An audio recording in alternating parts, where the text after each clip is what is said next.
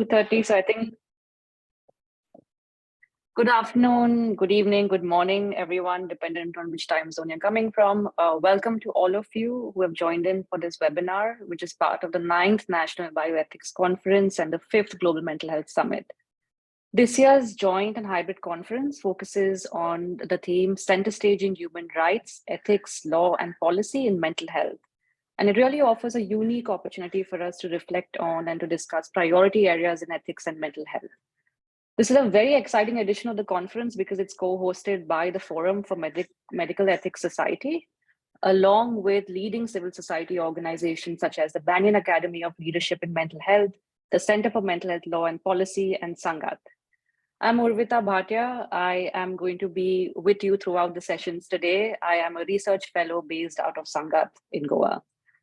The topic for our session today is research ethics, obligations in mental health spaces, an area of work which I personally believe needs to increasingly receive attention and is one of the priority areas that our speakers and panelists' work has focused on. So to briefly set context, on the first day of the conference, which many of you may have attended, we examined mental health care paradigms and we closely looked at broader issues of social justice and marginalization. We then deep dived as well into suicide prevention and as well as contemporary debates in psychiatry. Today, we'll hear about neglected perspectives in ethics and research and understand what it truly means to be participatory, for instance, to meaningfully hear, involve, mobilize, as well as impact representative populations in clinical and community research. Our hope is that we offer a space for critical reflections and discussions, as well as debate, and leave you with many answers, but also many more questions on the intersections of mental health, human rights, and ethics. In terms of today's format, we have a good range of sessions from keynote addresses to panel discussions from 2:30 p.m. to 7 p.m. IST. And over the next few minutes, we will first begin with the keynote address. In all of the sessions that you hear today, we'll hear about the current work of the speakers, as well as learnings from their body of work. And we'll also learn about innovative approaches in ensuring good ethical practice and opportunities to reconceptualize ethics and research in low resource settings. Just a few housekeeping announcements. Just a reminder to keep the questions coming in. You'll find the Q&A tab, which will be reviewed by our team and by the end as well of the speaker remarks. We will take these questions. Feel free to also leave in any comments on the chat box for the speakers as well as the organizing team. And in case you're posting about this session on Twitter or on Instagram, please use our handles to tag us. This includes the Indian Journal of Medical Ethics, CMHLP India, BAM Academy, and Sangat India. With that, we'll begin our first session for today, which focuses on how good and responsible science must protect the rights of people it serves. I'd like to invite Julian Eaton for the first session. To briefly introduce Julian, Julian is the Mental Health Director for CBM Global and is an assistant professor at the London School of Hygiene and Tropical Medicine. He is a public health psychiatrist focused mainly on improving access to care and support in low and middle income countries. He works with a team providing technical support for CBM partner programs around the world, covering long-term development and humanitarian emergency settings with a focus on inclusion as well as right-based approaches. With that, I welcome Julian. Well, good morning from me, but I'm aware that most people probably, it's not morning, but it really is a demonstration of the wonders of technology that we can be meeting together now to think about this incredibly important topic. It's really a great honor to be invited to speak to you today. This is a topic that I've been giving a lot of thought to in recent years. And I'm ashamed to say that during my training, both in psychiatry and early parts of my research training, there was very little thinking done about the participation of people with experiences of the types of issues that were being researched. It seems so incredibly obvious, and yet it's something that I think is in its very early years of really exploring in depth, and this conference has been a great opportunity to do that for all of us. So let me start by just sharing a little bit about maybe the history of where we have come from in this area. I'm going to start in 2007, not because history started in 2007, but because that's when there's an important coming together, I think, of our field, our new field of global mental health. And importantly, it's always been an action-orientated field, defined often as a field of research and practice in public mental health.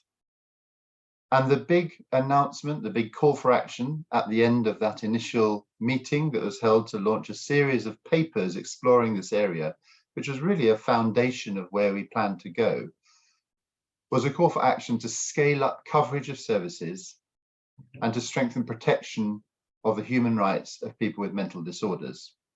Now, I don't use the term mental disorders very much anymore because I think language is part of the problem. The way that we speak, especially the way we speak about people, really betrays the foundations of where we're coming from. And I think words are very important, and words like disorders tend to separate people, put them down, define them in certain ways. So that's just one flag at the beginning, that as we work in this area, we always have to be very conscious of our words. But this is a positive thing. At the beginning of our field, as I said, of course, there's been lots happening before that, but of a new field, of a new area of thinking, we thought about human rights.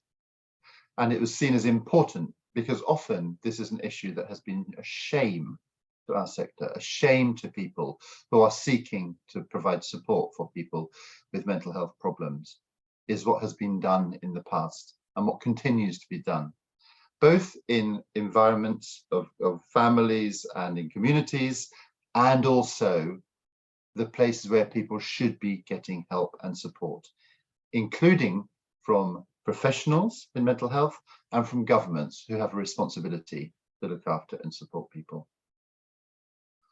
On this slide, there is a image of some children. These children are in Ghana, in West Africa, and they're holding up a sign that says, "We are not witches or wizards."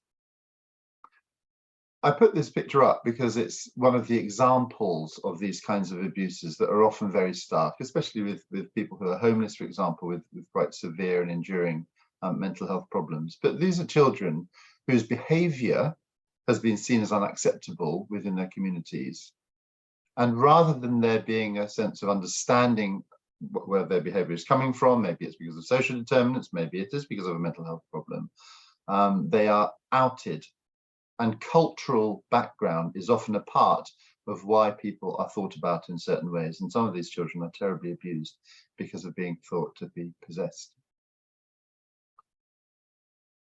Moving on from that first launch of a sense of not only treatment being made more available for people, and the field has been really focused on treatment for a long time now, but that human rights was central as well, was a series about 4 years later in 2011 that had as one of its key papers, one of the important papers, the human rights of people with mental health and psychosocial disabilities. But I missed out one word there, and that word is violation. So the focus still, 4 years later, was on abuse of people with mental health problems and psychosocial disabilities. The reason I really want to point this out is because this is one of the issues that has been very central to the critiques of global mental health. That while it's recognized as a very positive thing that human rights are being talked about in our field from the very beginning as a central thing, they continue to be mainly focusing on people who are being abused, rather than looking in a more broad way about the positive way that people should be participating in society. So that whole other dimension of the rights that people have to live in a way that's equivalent to everyone else hasn't really been sufficiently emphasized. And certainly the disability movement has felt that quite strongly about our space. And it's really the Convention on the Rights of Persons with Disabilities, which was eventually brought into law internationally in 2007, that shifted that. Of course, there are some things in there about protecting people from abuse. But the overall theme of the Convention on the Rights of Persons with Disabilities is we have a right to be treated like anyone else in the positive things we all enjoy, in our family life, in our right to participate in our communities, in our right to have voting rights, and positive things that enable people with disabilities to contribute to the broader field. And this is a foundational document for our space as well, because historically, the disability movement has really been around physical disabilities and around sensory disabilities. And maybe intellectual disabilities had been there, but always actually a very neglected area.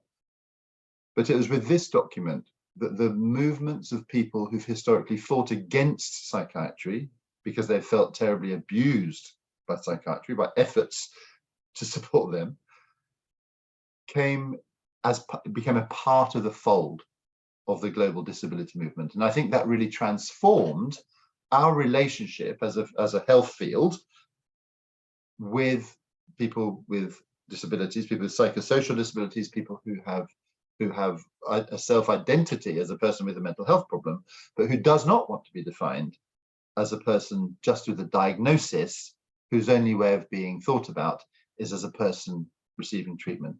Rather, they became people who wanted to express that desire to be a full person, recognized in the whole way that they could contribute to society, and being deserving of all the rights of people in society. So, having said all that, I am going to start a little bit with the way that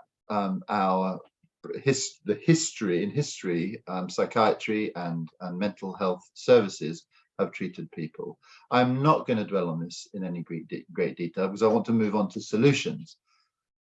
But just to say that globally, in every country, there is generally a very bad history of treatment. There are also some very positive things. So the asylum movement in the UK started as a way of trying to support people with positive environments in which they could heal. There is a hospital in Baghdad, which some people would say is the oldest psychiatric hospital in the world, dating from the 13th century, which was primarily about giving people a peaceful and serene and pleasant environment in which to improve, in which to deal with the mental distress they plainly had. But unfortunately, there are a whole litany of examples of terrible treatments being provided for people. This is an example of a water treatment that's provided, of warm baths for people.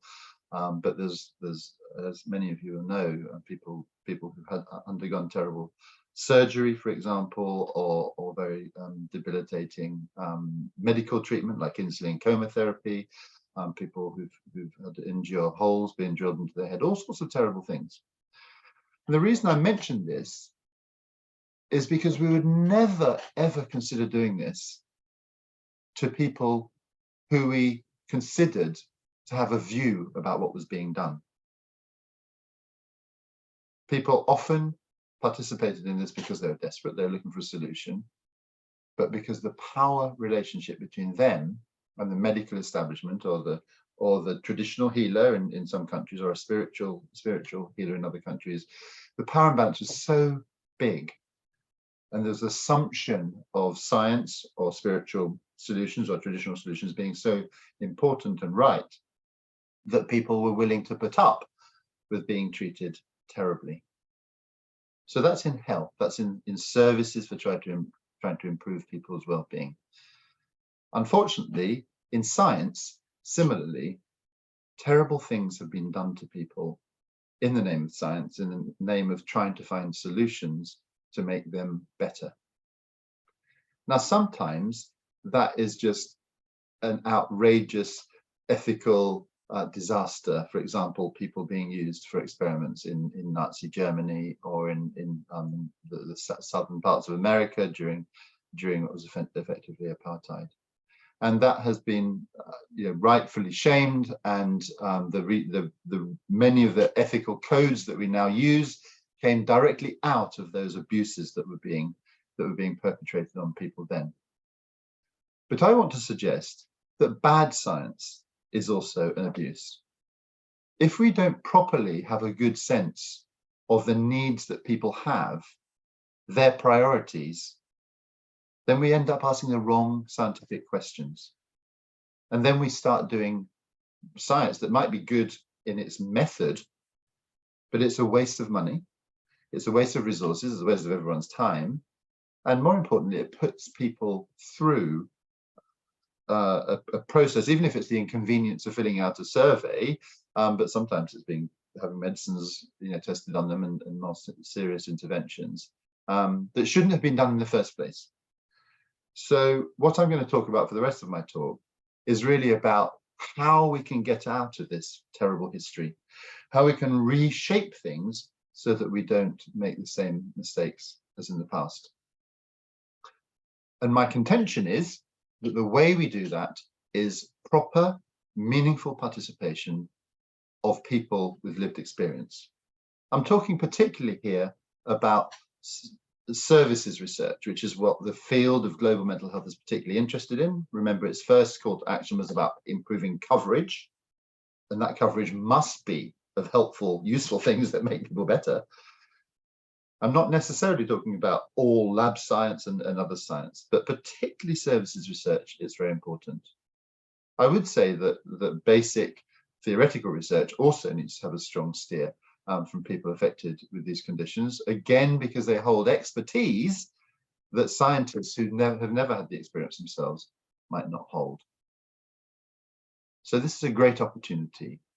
This mantra of the disability movement, nothing about us without us, I think is the way that as a field of global mental health, we can restore the right relationship with the people we seek to support. It's one of the unique things, particularly about psychiatry, I would say, that we have more power in law than any other field of medicine, apart from sometimes very severe, extreme public health emergencies of infectious disease. But generally, in mental health, we have far more power to treat people against their will, for example, to make decisions that aren't centered on what that person wants. And that has harmed us, I think, as a field. And we need to reclaim the fact that we primarily came into this to be therapists, not to be pushing people into doing things they don't want to do. So what might the benefits be to science if we do this properly? First of all, as I mentioned earlier, at the basis of all good research is a good question. And if we're going to use our resources well, if we're going to use our careers well, not waste our time, not waste everyone else's time, we need to be concentrating on the important things, on the right questions. And those questions are only going to be properly asked if we have a good sense of what the priorities are of people with lived experience. Secondly, people who are carrying out research inevitably have all sorts of biases. They have all sorts of preconceived ideas and stereotypes. And that shapes in very subtle ways the way they do research, the way they ask questions, and the way they interpret the data that they collect. And a proper grounding in a sense of what the reality in the field is makes it much less likely that those biases of people who don't know very much about what they're researching about, in fact, often, those mistakes are less likely to be made. Thirdly, and I know that you're concentrating a lot on ethics, but I'm not going to really concentrate on this particularly, although of course it's an overarching theme, is that it is increasingly indefensible to carry out research where the people who are going to be affected by that research are not properly involved. That's exactly as it should be. These are really important ethical frameworks that are now being strongly put in place. And if you're going to do good research, you need to defend it ethically. And for a wide range of reasons, I'm sure you'll be hearing about during this conference, it's ethically much more defensible to be including people with lived experience. I've already mentioned, I think it's just much less of a waste, and you're going to have a much greater impact if the questions are good and if the methods used are strong in terms of their level of participation because the results are going to be better. And it's not only that the results will be better, there'll be a greater sense of ownership over those results, and the recommendations that come out of them are much more likely to hit home, to be used and to be taken up. But in a systematic review in 2016, for low and middle income country, my colleague, Maya Zemrau, only found one paper that involved people with lived experience in mental health research in a systematic way. Now, I think this is probably because we were focusing particularly on published research in journals and peer-reviewed journals. And there's a lot of good practice out there that doesn't necessarily come into this relatively narrow area of published research. But it's shocking how bad it has been historically. I have to say, I think it's getting much better, and I'll get onto that in a second. It's not all doom and gloom. There are a few ways that we can try to improve this situation. And the first, which you might not think is a method, is consent. Because I would say this is the first level of involvement, and actually one that's been accepted since those foundational principles of ethics in research were laid down in the 1940s and 50s after the abuses of the Second World War. And that is based at present, in the great majority of cases around the world, on this idea of mental capacity, which is obviously very important for us in mental health research. One of the things that's concerned me for a while is that when I'm reviewing either ethics applications or research proposals, I often see, even in research, let's say that's about depression, that people with severe mental illness who might not be able to give capacity are excluded from that research.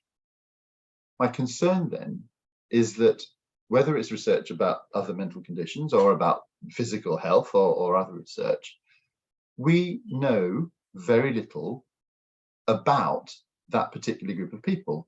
So the risk of having mental capacity as a kind of central principle in consent is that we're not learning very much about that particular group of people who are seen as not able to give consent and therefore are routinely excluded. A little bit like the fact that the great majority of medication that is used around the world has never been properly tested on women of childbearing age or on children.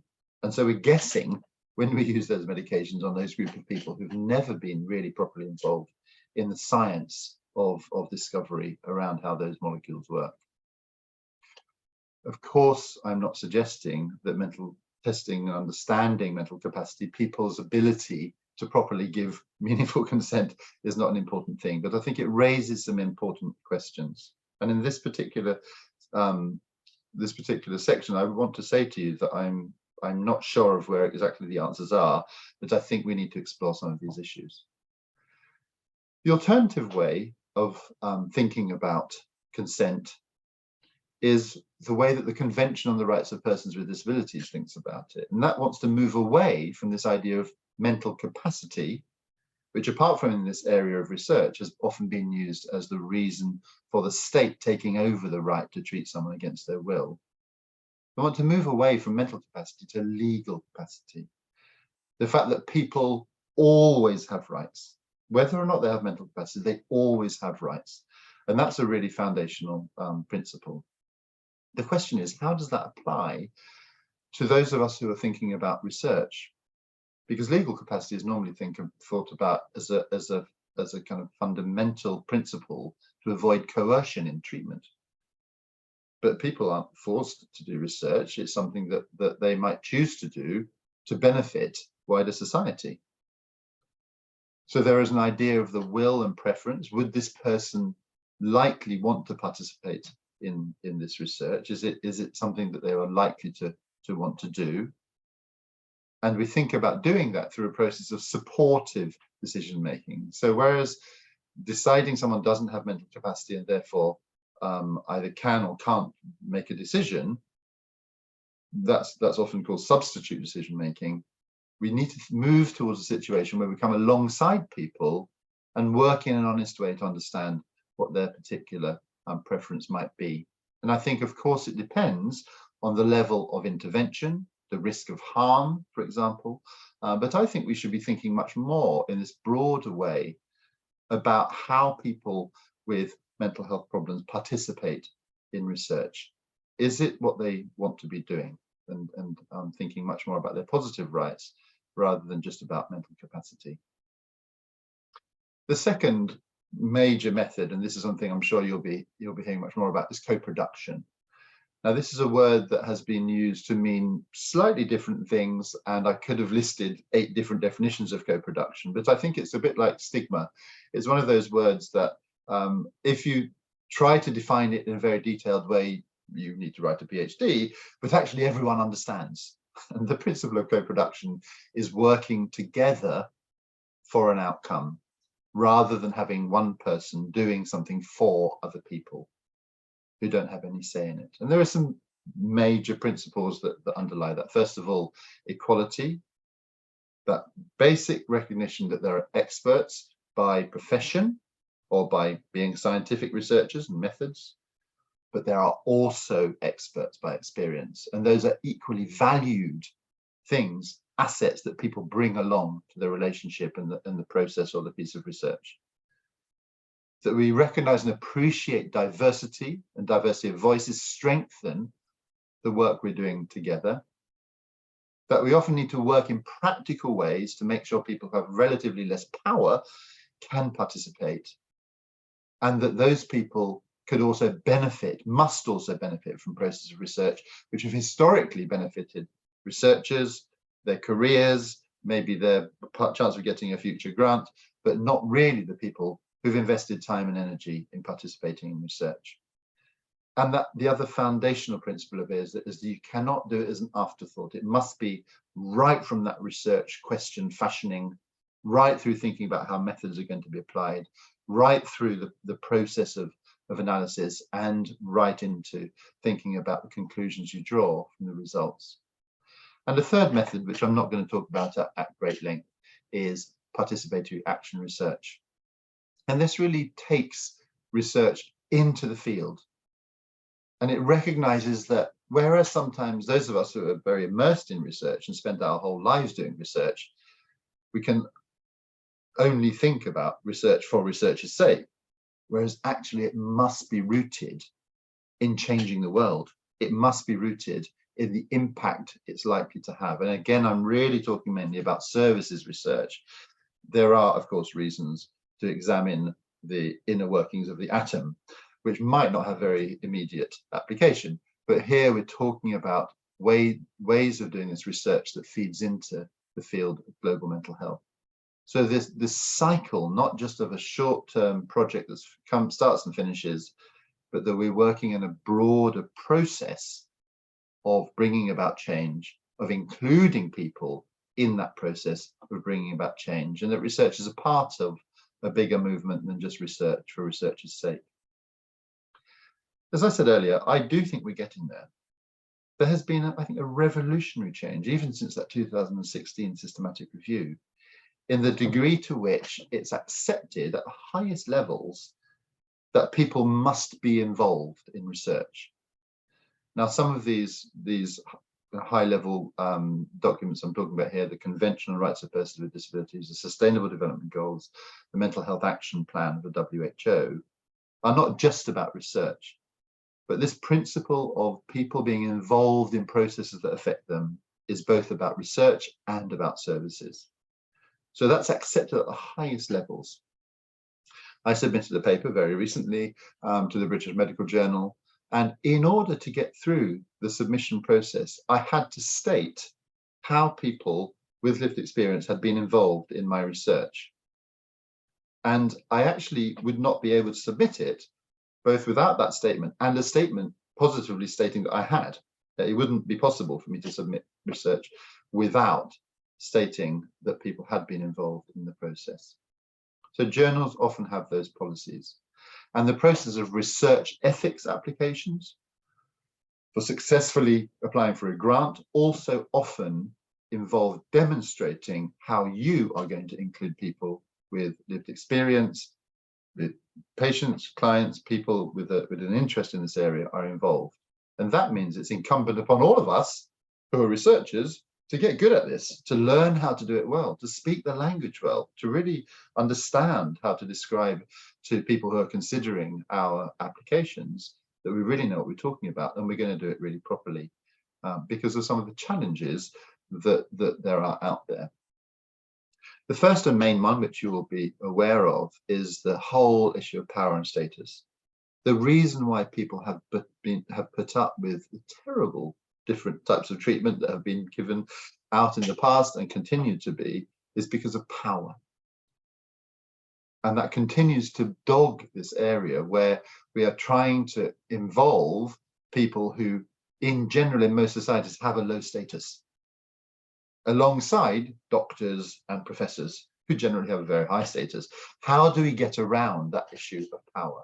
And we need to think about it very carefully at every level. Tokenism is also often seen as the big challenge, where the risk is that once the Global Mental Health Action Plan says that we need to involve people with lived experience, they get invited to meetings, but there's no meaningful participation in that process. And people have often talked about really needing to build over a long period of time people who are confident enough, knowledgeable enough about research to be able to speak into spaces that otherwise they're very excluded from because of jargon and acronyms and not being given time to understand the process properly. And that's this accessibility, people's ability to be given the space to, for example, being given things to read in advance or having a session with the researcher where they can ask questions before the high-level research ethics review, for example, in what can often be very intimidating environments. So really practical things is what makes the biggest difference. Just as I draw to a close, I want to give you an example of some of the research that we've been doing in a very co-produced way. And in fact, I'll briefly advertise here that our online course and co-production is going to be out in the middle part of next year that comes from this program. Succeed, which is support, comprehensive care and empowerment of people with psychosocial disabilities in sub-Saharan Africa, is a 6-year program funded by the UK government, where a team at London School of Hygiene, in which I work, and in 4 African universities in Malawi, Sierra Leone, Zimbabwe, and Nigeria, are looking at a way of supporting people with severe and enduring mental health problems in communities to live full and rich lives in their own communities. But the foundational principle of it is we're doing the whole thing through a very co-produced process. So just some of the things that we're doing in order to try to realize that. First of all, is that from the very beginning, we had a lived experience advisory panel. So people with the types of conditions that we're interested in researching were involved in the process of developing the research in the first place and continue to be an integral part of our governance. So whenever we reach an important milestone, for example, we want to submit a protocol for our ethics, the lived experience advisory panel reviews that alongside a scientific advisory panel. In every one of our sites, we have peer researchers, so people with research skills and who have a lived experience of psychosis in our case, who are part of the team and are involved in every part of the process of developing the work that's going through. In each country, we engage really closely with organizations of people with psychosocial disabilities to make sure that we understand the context and their experience of living in those communities where we're going to be doing the work very well. So these are very practical ways that research can be better at listening, but I don't want to suggest that this is an exception. These types of practices should be a part of all research. And I'm really delighted to say that one of the biggest successes, I would say, of this program so far has been the number of other research projects that we've collaborated with to help them to instill some of these ideas into the way they're doing things. So I do think this is a magic bullet. I think that we have this history that is unfortunate. We shouldn't bear the burden of that, those of us who are trying to work now. But it is incumbent upon us to change it, to find new ways of working that are more respectful and thoughtful and will result in better science. Thank you.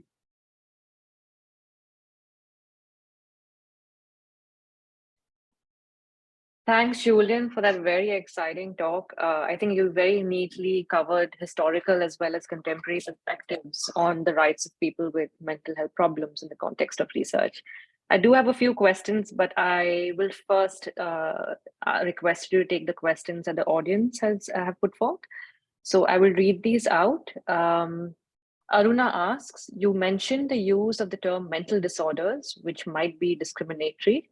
How does this thought translate into mental health vocabulary that is not in English, which might be related to the societal medias in the global South? Is it possible that terms that equate mental disorders in languages other than English might be practical ways of classification rather than falling into the realm of discriminatory language? Thanks. You've touched upon a huge topic here. The last slide I showed talked about rebalancing power in global mental health. That process that we underwent at London School a couple of years ago is partly about rebalancing power in relation to people with lived experience and researchers and practitioners. It was also about rebalancing power in the global North and the global South. And a whole area of our challenge, I think, in research is this fact that much of what is practiced globally now comes from a colonial history. And I think that we really need to refashion global mental health in a way that starts much more in understanding how languages work in the particular place we're doing any research. I think it is very likely that results will be almost worthless in many cases if we try to do things using English language in places with people who don't primarily speak in the English language, and we need to start from the bottom up. So I do think that in answer to your question, of course, the local milieu is completely central, and there's some really good examples of research that's been done, or really is a process rather than the research itself, that starts by asking, what are the languages, what are the words that you use to describe these issues, and start from there. Now, very sadly, in my experience, where I've been involved in this a few times, they are almost always pretty discriminatory words. It's around madness and craziness and possession. But I think that's often because the major archetype of what people think of as mental illness is severe mental illness, people who are very clearly unwell on the streets, sometimes chained up in communities, for example, which is highly stigmatizing and othering. What I think makes a difference is when you say to those same people, I'm not only talking actually about those people who you see with very severe problems. I'm talking about distress. I'm talking about daily worries that we all have. And that brings it into the realm of something we all own. So usually you end up with these two baskets of words. You have the ones that are around severe mental illness, which is often very discriminatory and often very nasty and abusive. The terms of abuse used in the communities. But you also have this set of words that are much more about bringing people alongside and supporting people who are currently going through a difficult time.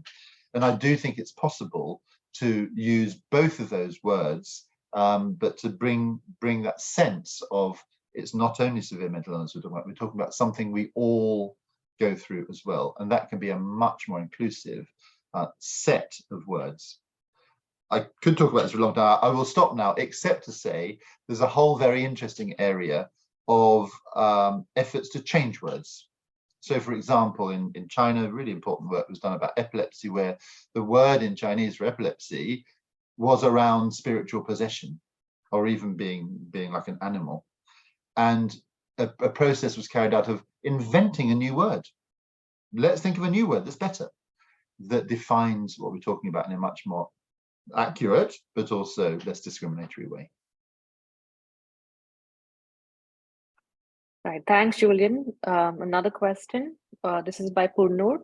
I came across a public health survey assessing suicidal ideation, hopelessness in elderly in an area with per year suicide rates. Methodology mentioned waiver approved by university in line with the Helsinki Declaration. Can you please explain a bit about special scenario consent waivers? Yes. So this is typically done. Let's think about the most extreme example. Let's say people who are in a coma. People who are in a coma are not able to give consent. And we really need to do research around people who are in comas, otherwise we'd never learn how to treat people better in that situation. And therefore it's accepted by most people that this comes back to what I was saying about will and preference in the Convention of Rights of Persons with Disabilities.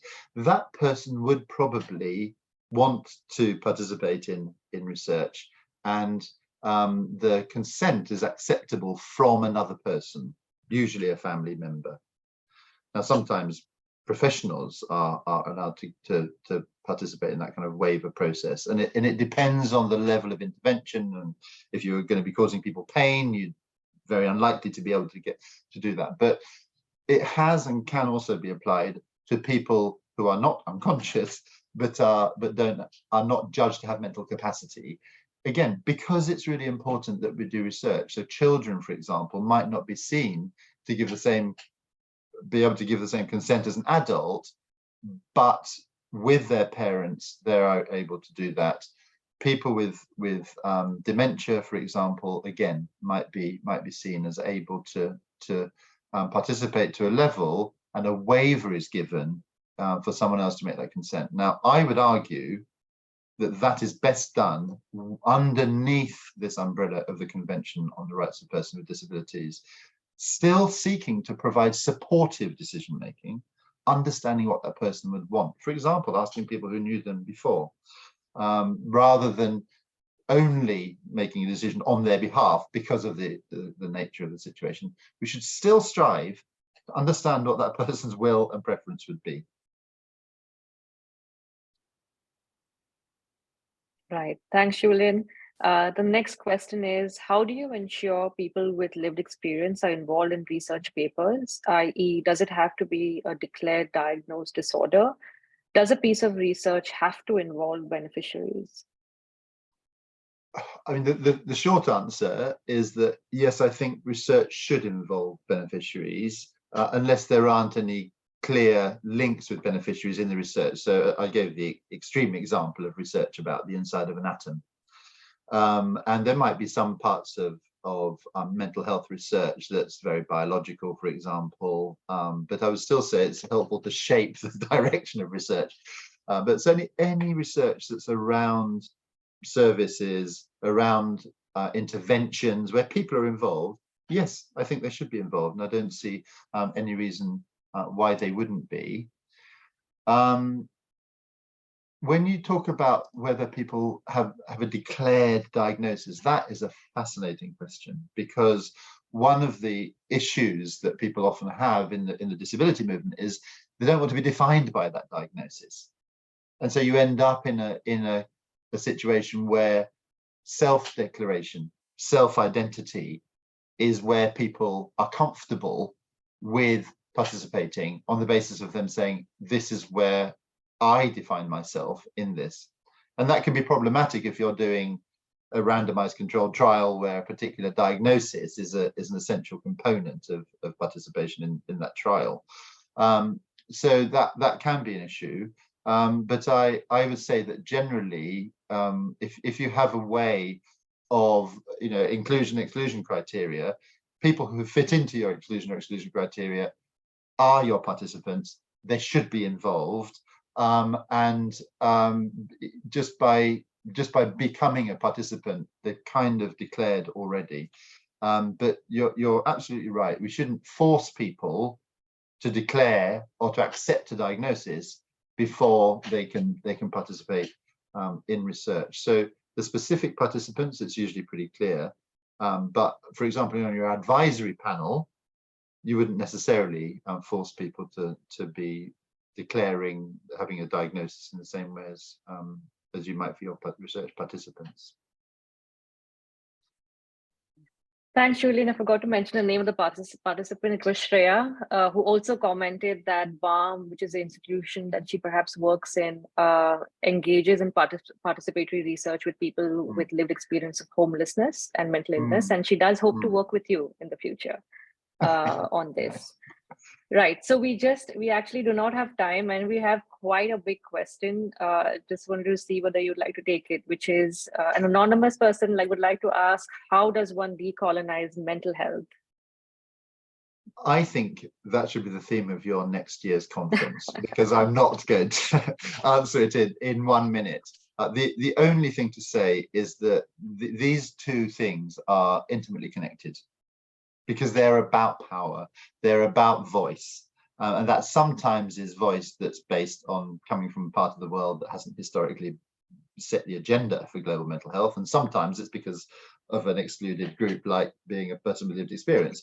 There are other marginalized groups. Women haven't historically had enough voice in these things. So I think a lot of the methods, a lot of the principles actually translate across these different areas in making our research better and more diverse and more participatory. But I'm not going to go in any greater detail than that, I'm afraid. There just isn't time. Right. And as you said earlier, you require perhaps to do a PhD on this to be able to give this sufficient depth. Right. So thank you, Julian. With this, I'd like to end this session. I just wanted to say that I really like that you moved beyond discussing problems to actually finding solutions that we can use in real practice. We understood what bad science is and how that constitutes as abuse. And also, it was good to learn about what good science looks like. It's about asking the right questions, not being wasteful, as well as, most importantly, looking at ownership of the research process as well as results of research. So with that, we'd like to close this session. Thank you very much for joining us despite being jet lagged. And for the rest of the participants, there's a 10-minute break now. And when we're back, we will be entering the panel discussion, which will be moderated by Sunita Bandevar. So I'll see you all in 10 minutes, and thank you very much, Julian. Thank you. Bye. Bye-bye. Panel discussion in the... Okay, I'm not sure if I was audible earlier, but I just wanted to apologize for the delay, and we just wanted all panelists to join in. We will start the panel discussion, but with a change. We're going to have the first panel discussion, I think, in the world where we have a single panelist. So very excited about that. We'll keep the discussion going. We'll look forward to many questions in the Q&A as well. And with that, I'd like to invite Sunita to lead this session. This session is on collaborative mental health research initiatives involving communities navigating through ethical dilemmas. To briefly introduce Sunita, Sunita has training in anthropology and bioethics. Her engagement with health as a field of inquiry over the past 30 years is primarily via empirical research and advocacy in the areas of women and health, bioethics, and global health. She is a General Secretary, Forum for Medical Ethics Society, and heads its newly established programmatic platform, namely the Health Ethics and Law Institute for Training, Research, and Advocacy. So I welcome Sunita, and I welcome our key panelist, Marisha. Thank you, Urvita. And well, some of these kind of challenges. Am I audible? Yes. Okay, great. So thanks, Urvita. And I think we'll be sometime there are privileges because we may have more time for discussion and we can get Julian back to respond to some of the questions which we could not take up. So that's the advantage. And I'm still looking forward to having Lola and Atula to join us. So once again, good afternoon.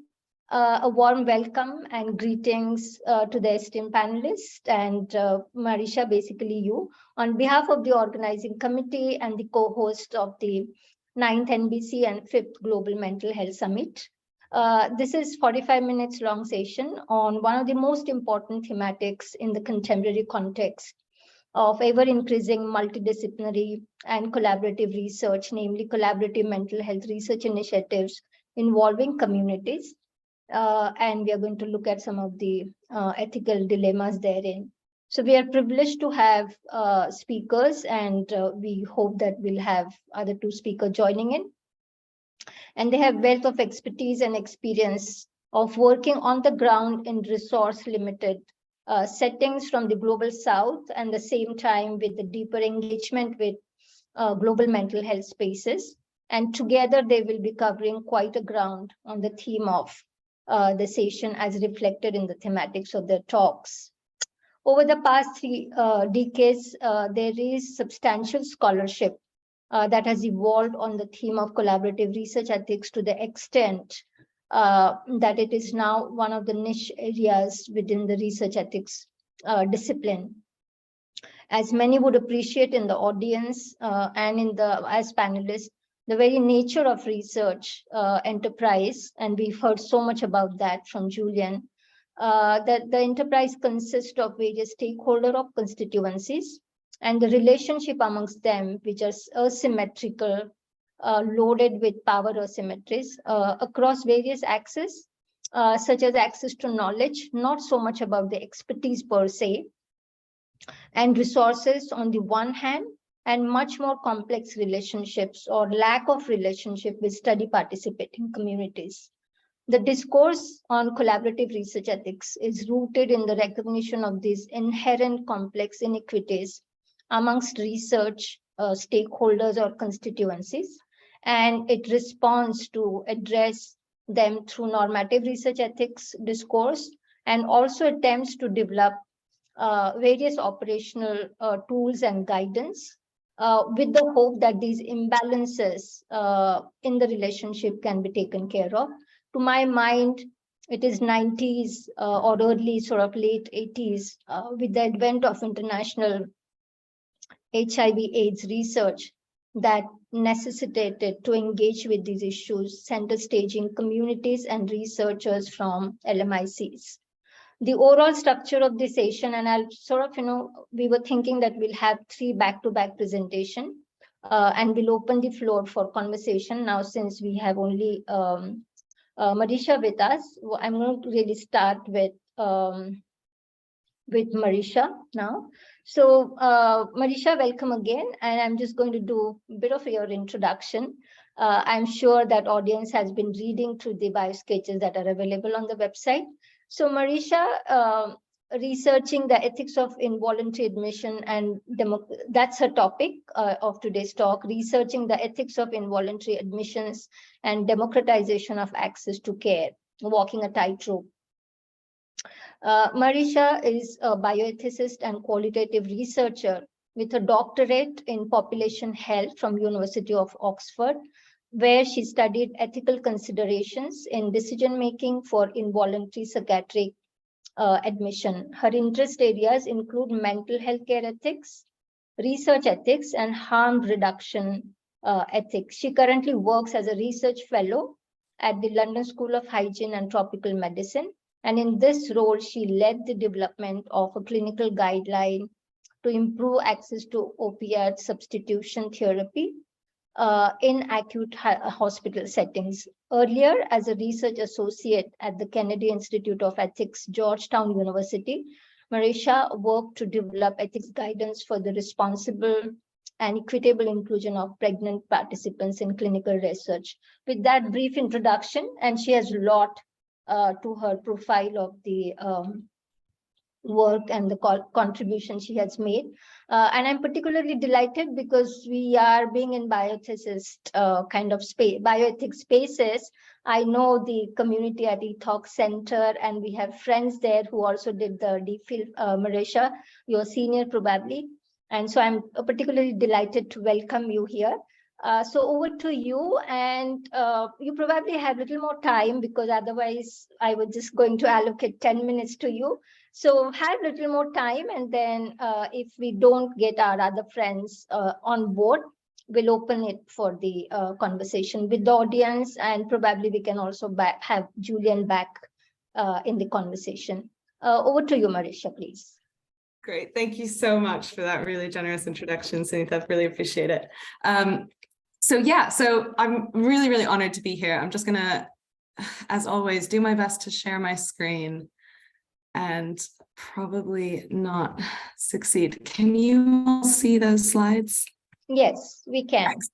Excellent. Okay. All right, so, and I just want to kind of preface what I'm going to say in that obviously I had kind of planned my talk around the presentations that Lola and Atala were going to give as well. So hopefully they can join us. But just to acknowledge that I'm going to address, one very, very small piece of this puzzle, which has to do with actually weighing up the influence that the health system itself has on the kind of research activities that we do, and ultimately on clinical practice. So yeah, I'll just open with that. So as Sneha said, my name is Marisha Wikram Singha, and today I'm going to talk to you, as I said, about the kind of the relationship between ethics and the health system. And I'm going to do that using some of the research that I've done around involuntary admissions decision-making in a context of expanding access to mental health care. So first, and a little bit unorthodox, but I'm going to start with the key takeaway. So, if you zone out in the next 10 minutes or so, this is what you need to know. So I'm hoping to convince you today that the extent to which we can make ethical decisions in clinical contexts, if at all, is inevitably going to be constrained by the health system structure. And if that's true, or if I can convince you that it's true, this would apply to not only medical practice, but also to health research. And of course, that's the kind of driving message I want to deliver today. And we'll talk more about that as the talk continues. So keeping that in mind, I want to kind of set the scene for our case study. So as this entire audience will likely know, involuntary admission is a widely contested medical practice in mental health care. It is indeed outright prohibited in the CRPD. Yet the practice is still legally permissible, at least in some form, across most jurisdictions globally. Now, for the purposes of this presentation, I'm going to set aside that foundational ethical debate, right? Not because it's not important, but because my starting point is the fact that, whether involuntary admission is or is not, it should or should not ever be ethically permissible. The fact is the practice remains both common and legal across most contexts. And to note, in its kind of strictest definition, where involuntary admission is any admission without consent, this would also apply to what is commonly referred to as emergency care, right? Emergency mental health care, usually for 24 to 72 hours, and that's what I'll be talking about in this particular talk today. Now, just as a refresher, though I doubt many of you need it, legally, largely to kind of curb the paternalistic powers that may be, involuntary admission is usually only permissible under certain criteria. So for example, when an individual poses a risk of harm to themselves, when an individual poses a risk of harm to others, where an individual may be deemed to lack capacity, or some combination of these criteria, right? So we know this is a really contested topic. We also know that practitioners are given specific criteria to make these contested decisions. But what happens when the rubber meets the road? And what I mean by that is, how are decisions made in real time on the ground? And the even more tailored question that I think we have to ask in global mental health is, how are involuntary admissions decisions made in contexts where key tenets of the field have been taken up?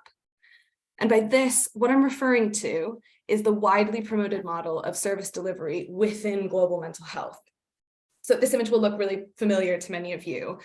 Global mental health has widely promoted expanding access to mental health care by integrating mental health care delivery into general healthcare delivery. And with good logic, right? If you go to your local hospital for a stroke, why wouldn't you go to your local hospital for a mental health crisis? And what you'll notice is that a key aspect of this service delivery model is the provision of inpatient psychiatric care in general hospitals, which necessarily includes involuntary admission. So I wanted to understand how these decisions are made in context, right? How these decisions are actually made on the ground. So where involuntary admissions occur in general hospitals, and most often are made by non-specialist practitioners. And one context where the health system kind of mirrors this setup is South Africa. So South Africa's Mental Health Care Act, which was written in 2002 and adopted in 2004, broadly outlined a health system structure that aligns with WHO's service provision pyramid, at least with respect to hospital admissions and the inpatient mental health care system. Now, in this system, people are first admitted, whether voluntarily or involuntarily, to a general hospital to receive psychiatric inpatient care.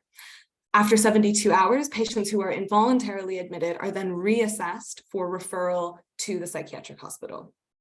So to get a better sense of how these decisions are made, I interviewed mental health care practitioners as well as mental health advocates to explore decision-making in practice. Now, what I learned might not surprise those of you who make clinical decisions of this kind on a regular basis, but to be honest, I was pretty blown away.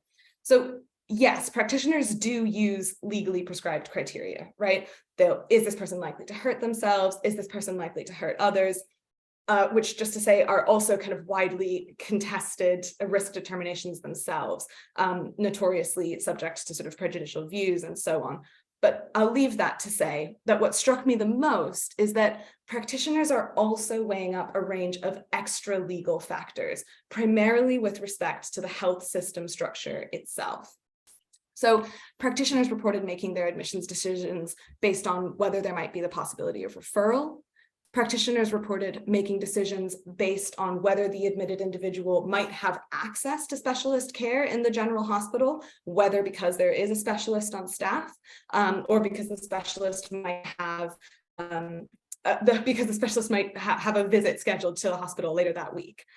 Practitioners also reported making decisions based on their own view as the practitioner and as the decision maker about whether or not the potential patient could benefit from being on a general as opposed to a specialist ward. Now, just to say, in the interest of time, which we actually have a bit more of maybe, but I do have some quotes at the end of my slides if folks are interested. But yeah, I'd be happy to discuss further if anyone would like to know a little bit more about how practitioners and advocates were talking about these kinds of things. But in summary, the point is this, right? Clinical decision-making on an already ethically contested topic is further impacted, at least in part, by the health system structure itself. Now, that might sound an obvious point, but I think it has really salient consequences for not only clinical practice, but health research. So what can we learn from this? So firstly, we cannot shy away from the reality that the health system, how it works, how it's structured, how it's funded, has an inevitable impact on how already ethically contested decisions are made. And secondly, for those of us working in global mental health, we have to accept that the standard model of service delivery we promote, where mental health services are made more accessible via general hospital, brings special considerations, if not specific consequences, for decision-making about involuntary admissions. So in closing, I want to reiterate the point I made at the start of the presentation, which is that we have to recognize that the extent to which ethical decisions can be made, if at all, depends not only on what we normally consider to be relevant, human rights frameworks, legal instruments, and so on, but also on the very nature of the health system and how it works. Now, in clinical practice, I think that means we need to acknowledge the outsized effect that the health system itself can have on decision-making. And critically to this talk in health research, I think it means we need to be sure that we're starting to measure or at least approximate the influence of the health system's structure on how decisions are made, both by the practitioner and the potential patient. So I will close there. Thank you so much for your attention. And I'm really looking forward to the discussion, which maybe is about to begin. But again, the kind of key takeaway here is just to acknowledge that when we're talking about collaborative mental health research, we talk a lot about individual stakeholders' involvement, but there is this kind of arguably elephant in the room, which is the health system itself, that we need to be sure we're accounting for, because it influences not only how practitioners provide care and how healthcare organizations deliver care, but it also influences how potential patients, their family members might view the decision to access care. And this is, of course, really central to the kind of work that we're all doing. So I will stop sharing. I think I've managed to do that fairly well. Excellent. Okay. And obviously over to you, Sunita, and any questions from anyone. Thank you so much. And I do have questions on that, but of course, I'll hold on that, and I'll invite the audience. Please put in your question, and I'm unsure if they can. Yes, you can raise hands and we can get you in. Abhijit, please. Hi, Marisha. Thanks for kind of doing this, and kind of probably, and apologies for putting you on the spot by not having the other two panelists. But I guess, I mean, the advantage, I mean, we always see the kind of glass half full. The advantage of that is that we can now kind of discuss some of these in more detail. So my question to you is basically, what I'm hearing from what you said is that sometimes some of these decisions that are made are which we don't think about, are contingent on what is available and what is not available in terms of the health systems. Could you give us, to illustrate this a little bit better, could you give us some examples of what you came across, and whether and examples in both ways, in terms of things that eventually turned out to be ethical, and things which were maybe unethical or falling in the gray area because the decisions were made based on the reality of the health system? Yeah, absolutely. Absolutely. So thank you for that question, Abhi. So it's really important to acknowledge that ultimately the extent to which these decisions can ever really be ethical is right, totally constrained by what's available. So some things that people said, for example, in the specific context. So I spoke to practitioners and advocates who lived and worked kind of across various provinces of South Africa. And in some of the more rural contexts, practitioners were really clear that their patients would never be taken for referral by the local psychiatric hospital. And that influenced their decision, because in some cases they decide, okay, I feel competent. You know, these are generalists. A lot of them are young doctors, community service medical officers who are basically just out of training. And some of them would decide, okay, I feel competent to provide care for this person, so I'm going to admit them into this hospital. And others would say exactly the opposite. I don't feel competent providing care for this person, so I'm not going to admit them, because I know they'll never be referred up to the psychiatric hospital. So you've got this kind of double tension where it starts to rely just on individual providers and their personal confidence, their personal experience. So that's one potential example that might kind of answer some of speak to some of the question that you were asking, Abhi. I think another really important one that I briefly mentioned, but that really, I think, matters, and certainly matters for the broader research context when we start to look at how people are accessing hospital care, things like that. Because patients are being admitted to a general ward, different providers and advocates voiced their views about whether or not that was a good thing. So some people believed that was beyond a shred of a doubt the right thing to do, because it meant that people were closer into their local community, the kind of arguments we hear from global mental health. But what it also meant for others was, this is not a really specialized facility for people who are dealing with a mental health condition. General hospitals are set up for practitioners who, for patients who have a physical health condition. So, they're laying in beds all day, and they're not allowed to leave the ward. They're not allowed to go for walks. They're not allowed to, do these sorts of things. So practitioners and advocates alike kind of differed on their view as to whether that admission to a general hospital made for better decisions or indeed for worse. So yeah, I hope that answers your question. I know I can see all this stuff in the chat, so I want to save time for other Okay, thank you, Marisha. That was a very detailed response, and that's the kind of advantage of having a little more time on our hands. So we have another question in the chat box, and I'm just going to read it for you. And I'm going to have, if there's no other question, I'll have my question to you. So the question that this is anonymous attendee. And the question is, what are some barriers to ethical practice in the health system, especially across countries, if you may have insights across the countries?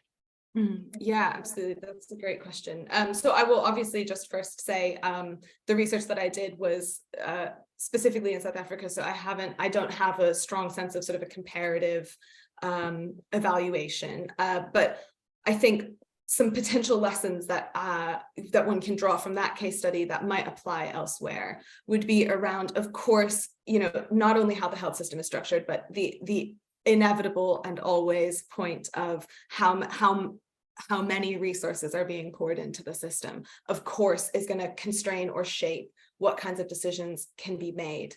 I think in terms of the barriers to ethical practice, I think in some ways that's quite a tough question, because of course in this particular case, some people would argue that any decision to admit involuntarily at all is unethical. So in that case, it's really just the law itself is the barrier to ethical practice, right? But if we were to expand a little bit, I think so much of what came out of the research that I was doing was to do with the fact that ultimately, when we think about clinical decision-making in general, we think about it as being this very discrete kind of task, right? We've got these specific considerations we weigh up, whether they're legal, whether they're, biomedical in some way.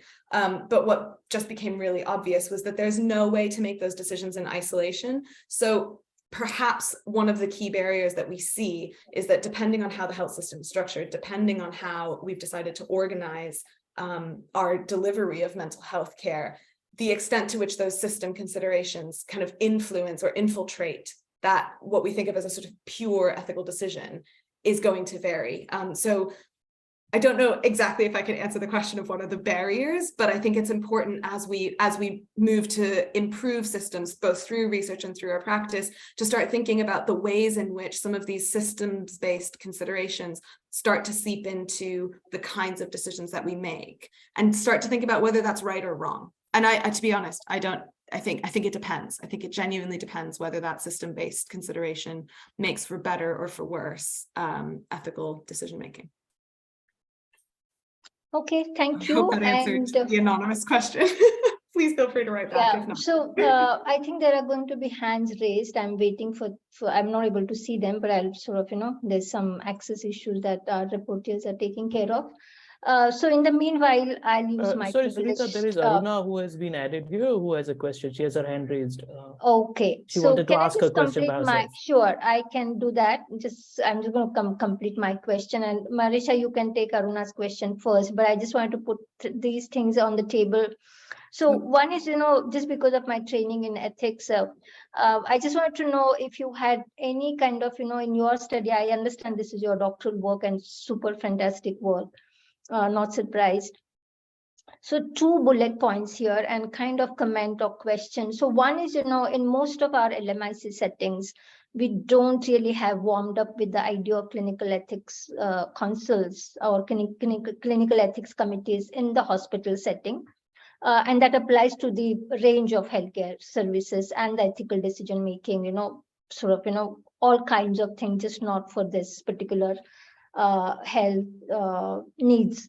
So that's one. And what have been, if you had sort of incorporated anything around this in your work, so that's one. And how does that play out? And the second is a bit of a larger question, and something goes back to how the medical professionals are trained. So it is really about the medical schooling.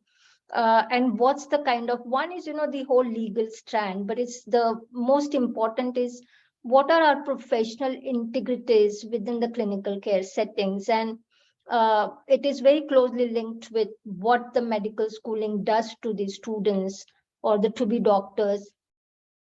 And if the healthcare providers are willing to walk an extra mile, responding to the constraints of the healthcare systems and constraints of the legal system. So you can hold back on responses, and I would invite Aruna, please go ahead and ask your question. Aruna, please. Yeah, thank you. Can you hear me? Yes. Okay, thank you so much. I really appreciate this talk because when it comes to mental health and global mental health, and I'm stepping into this field, being in other fields for a long time. So I find some of these discussions are kind of one-dimensional. So it's very important to talk about the role and the limitations of the healthcare system. But my question is really, the healthcare system in itself is not a monolith, right? Even if you're talking global north and south, even within a country, how healthcare plays out is very different. So I have an anxiety disorder, and when I was living in the US a few years ago, I took myself to the emergency room because I was having panic attacks. And, the doctor said, I recognized that I was having a panic attack because I'm equipped to do so. But then the doctor said, we are going to give you something to help with that. And he wrote me up a prescription for a benzodiazepine. And, at the time, he didn't say that this is what I'm giving you, these are the side effects. There wasn't a lot of detail provided, which in retrospect, perhaps the state of mind I was in, I couldn't have absorbed it. So it did serve the purpose at that time. So when we are talking about a health system where, you're supposed to respect privacy and be transparent, even within that, there's so much complexity. And then when I was back in India and I was consulting a neurologist for an anxiety-related physical symptom. And I remember when I was standing in line to collect my medicines, and I just weaned off my benzodiazepine. And there was someone standing in front of me who had a prescription for Ativan. And I was so tempted to tell her, oh, do you know that this medication needs to be taken with a lot of care? But then I thought, what is my business doing that, right? Because as much as I have had that lived experience, I probably can't overstep and take on this role of the custodian for the other person.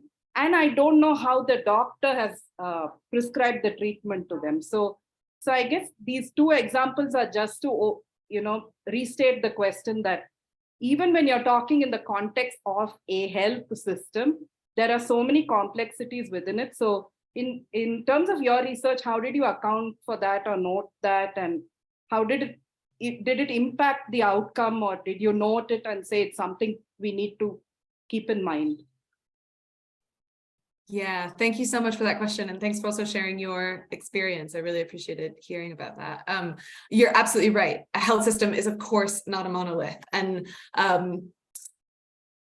yeah, in a longer version of a talk, I probably should have acknowledged that a bit more clearly. But yeah, so when I spoke to folks, I spoke to a range of people who were working as mental health care practitioners, many working in rural environments and many working in urban environments. And what's so interesting about the point that you raise is, yes, the health system is not a monolith.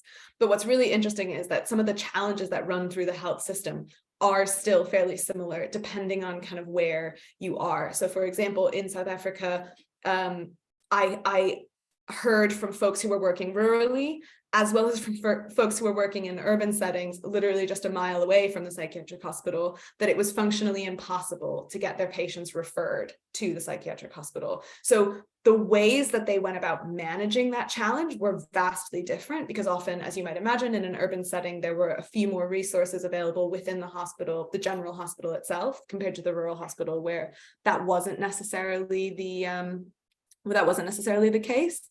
But yes, it's really interesting to note how, even if the sort of overarching theme of the health system, which in this particular case was that psychiatric hospitals were sort of overrun and people weren't being moved kind of through the system as the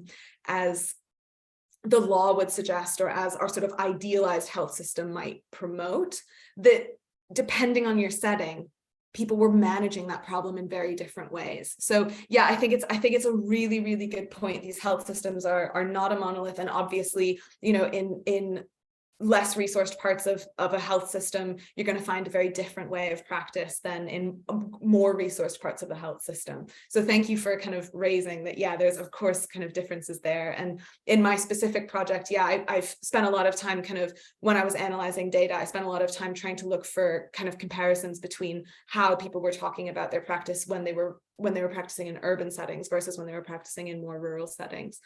So that's just kind of one key feature that was different. Another thing that was different was depending on where you are, your general hospital is potentially a very small district hospital or a huge, 500 plus bed teaching hospital, which obviously are going to have different ranges of expertise. And so that also played a role in how practitioners described their decision making. And from advocates' perspectives of, their own stories of admission and others' stories of admission, the same was true depending on kind of which hospital you were in, depending on which area of the country you lived in, you would have a different experience. So yeah, thank you so much, Arna. I hope that I answered your question as well. Like, please jump in if there's more or if I missed something. Sunitha, do you want me to answer your questions as well? Or I don't want to so yeah, if you can, and we have, let's say it's 6:04, so we have another 3 minutes and then we'll close this session and I'll hand it over back to Urvita. Great. Okay, so the first question that you asked, Sunitha, was on clinical ethics consults. And to be totally honest, I didn't bring any of that into my work. What's interesting about the way that South Africa's mental health law governs involuntary admissions decisions is there are a number of kind of checks that are written legally, that are sort of legal processes that are written in, including, mental health review boards and these kinds of oversight groups. Depending, again, per our previous discussion, depending on where you are in the country, it would seem that you have differential kind of functions on how well those mental health review boards work. But I personally didn't bring any kind of clinical ethics consult aspect to the work. My project was very, very exploratory and very much so just trying to see how people talk about these decisions at all. So that's the first one. In terms of the second one, I mean, I totally agree. How medical professionals are trained has so much to do with kind of what ends up happening, right, in practice. And I was really struck by the point that you made of, whether healthcare providers are kind of willing to walk that extra mile to respond to the constraints of the system. And I think that's absolutely true. On the one hand, I think it's unfair that we make medical practitioners respond, have to walk that extra mile. We should build a system that works for everyone on the one hand. But on the other hand, what was really interesting in my work was that you could kind of see the split between practitioners. So you had some practitioners who took a very clear view that the mental health care system was only responsible for a certain range of things, and quite narrowly defined, tended to be quite a biomedical definition. Well, if you're not actively experiencing psychosis, I'm not going to admit you. That kind of if you will, gatekeeping about what the purpose of the mental health care system was. Then you had other practitioners who took a completely different view and who were much more like, well, I know this guy, he comes in quite a lot. His mother had just died. I know he's street homeless and he's come in, he's not particularly well. He's not necessarily in need of mental health care per the kind of legal criteria of the act. But I think, I don't want him sleeping on the street. And so you saw these practitioners start to kind of reason about what they believed the mental health care system should do. And I think that plays such a, it's kind of undiscussed, but it plays such a big role in how people go about kind of positioning, in practitioners, especially how they go about positioning their own role, and then how that influences the decisions that they make. And again, tying it back to this point of collaborative research and trying to figure out how to include everything, including the health system itself, recognizing ultimately that the health system is made up of people, and these individual people can play a sort of massive role in how healthcare is delivered and what we actually see happening on the ground. So I'll leave it there. So that's excellent, and we're quite on dot, and I'm going to give it back to Urvita. So thank you so much, Marisha, for this excellent, and you were privileged today to have the entire panel time for yourself, and all the question answer was very interesting, and I want to kind of connect with you a little bit later. So Urvita, back to you. Thank you, Marisha, and Urvita, over to you. Thank you so much. Thanks, Sunita. And Marisha, one more thanks from me as well for stepping into this role. And we absolutely enjoyed picking on your brains. So with that, we will close this session. We'll be back in 10 minutes. Our next session is a panel. And I'd like to reassure all of you that all our panelists are in the room already. So we'll see you in 10 minutes and look forward to you joining us.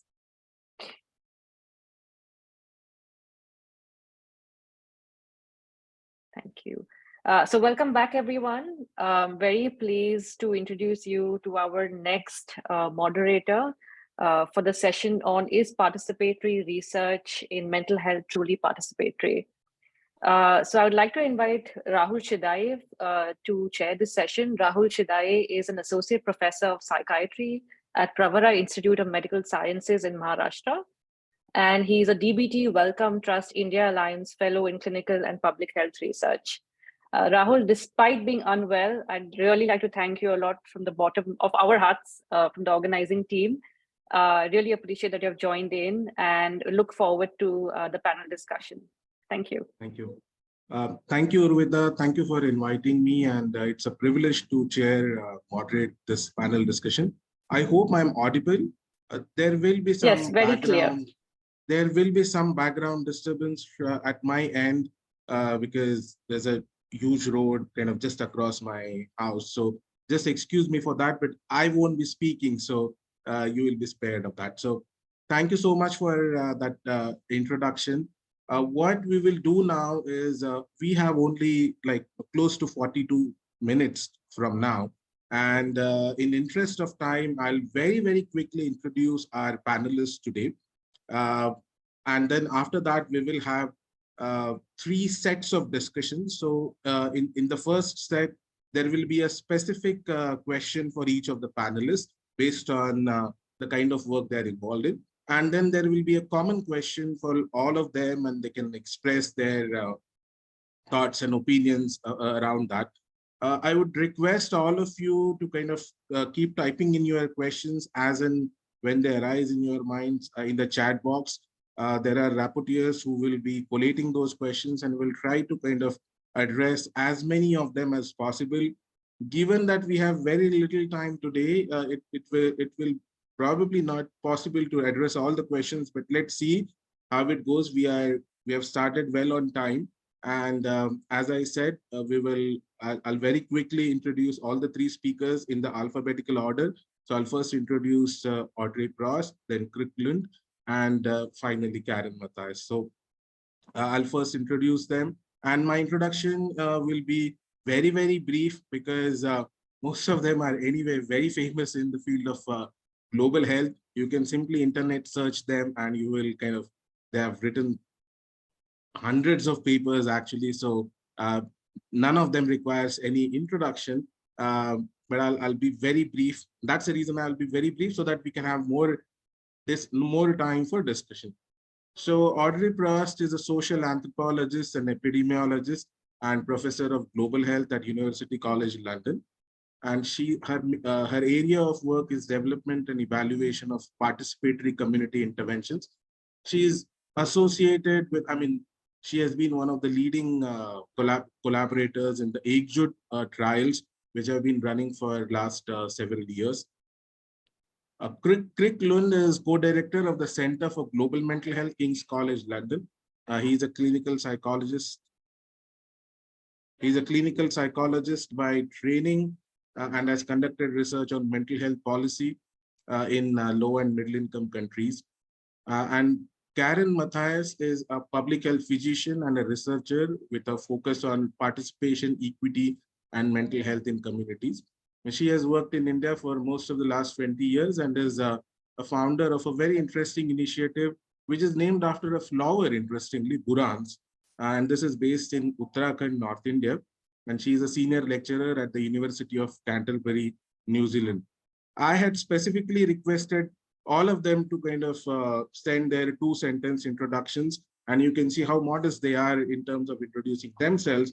The rest of that you can actually search on the internet, and I'm sure they will be speaking about their work through the set of questions which we will be doing now in next 40 minutes or so.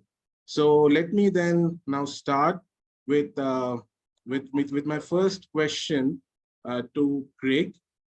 So Craig, you are co-director of Center for Global Mental Health along with Dr. Charlotte Hanning. So you are basically one of the leading figures in the field of global mental health. Why do you think this particular discussion on participatory research is needed? And we are all looking forward in the broader perspective of global mental health. So from that perspective, if you could throw light on this particular issue. And I would request all the speakers to limit themselves to around 2 to 3 minutes so that we can cover many topics as possible. So over to you, Craig. Okay, thanks very much, Rahul. Can you hear me first of all? Okay, good.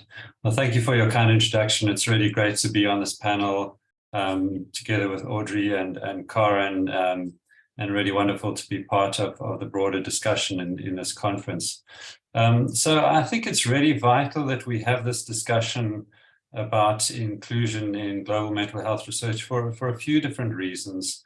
The first and perhaps most obvious is that people with lived experience of mental health conditions are often already marginalized and disempowered. So if we try to conduct research or deliver interventions without their meaningful participation, we essentially risk marginalizing and disempowering them further.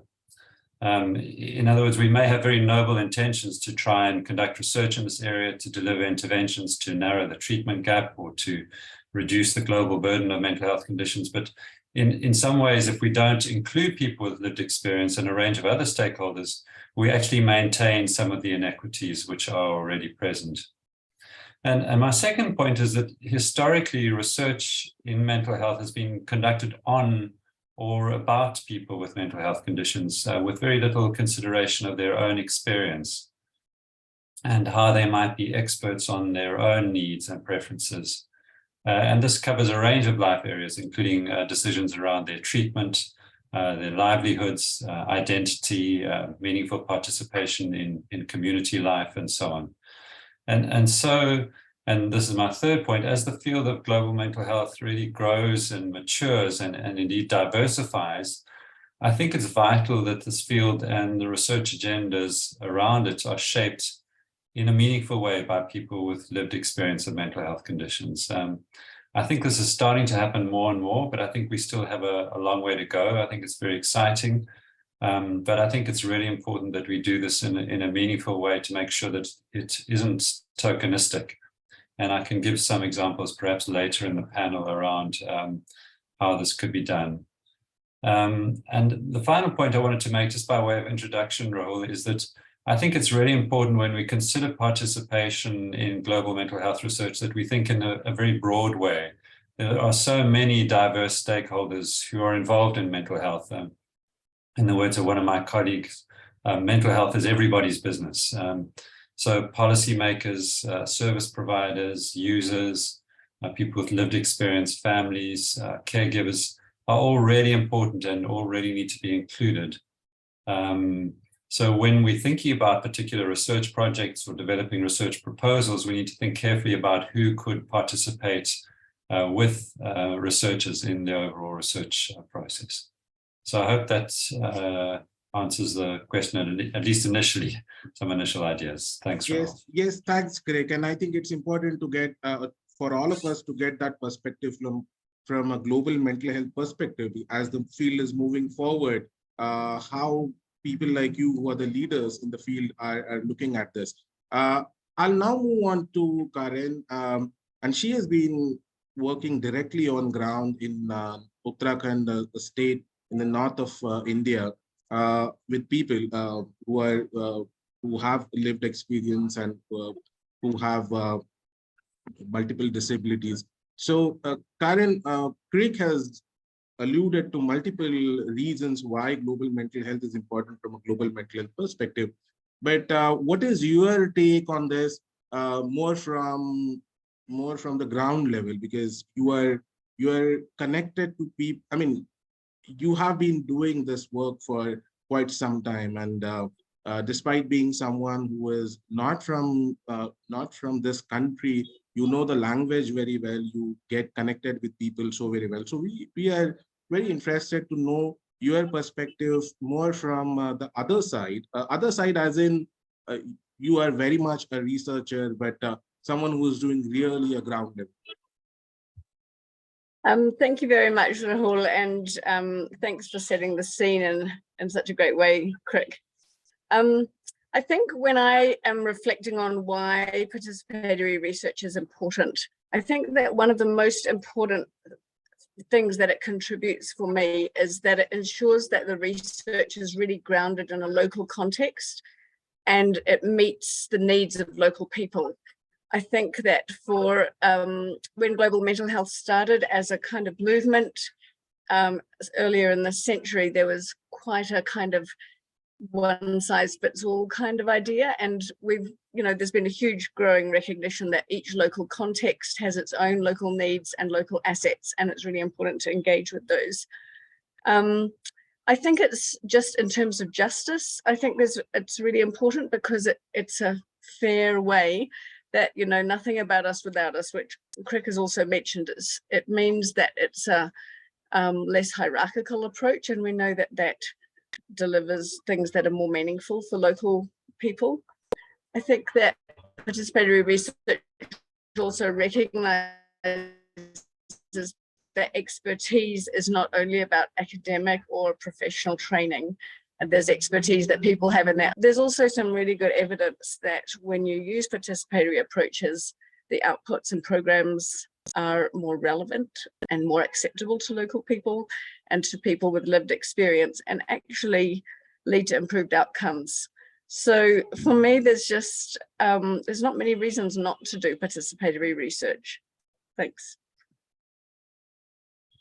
Thank you, Karen, and thanks for bringing that whole aspect of justice as well as the needs the felt needs of individuals and where the expertise lies, because most of the times, somehow we are groomed or trained in a way to kind of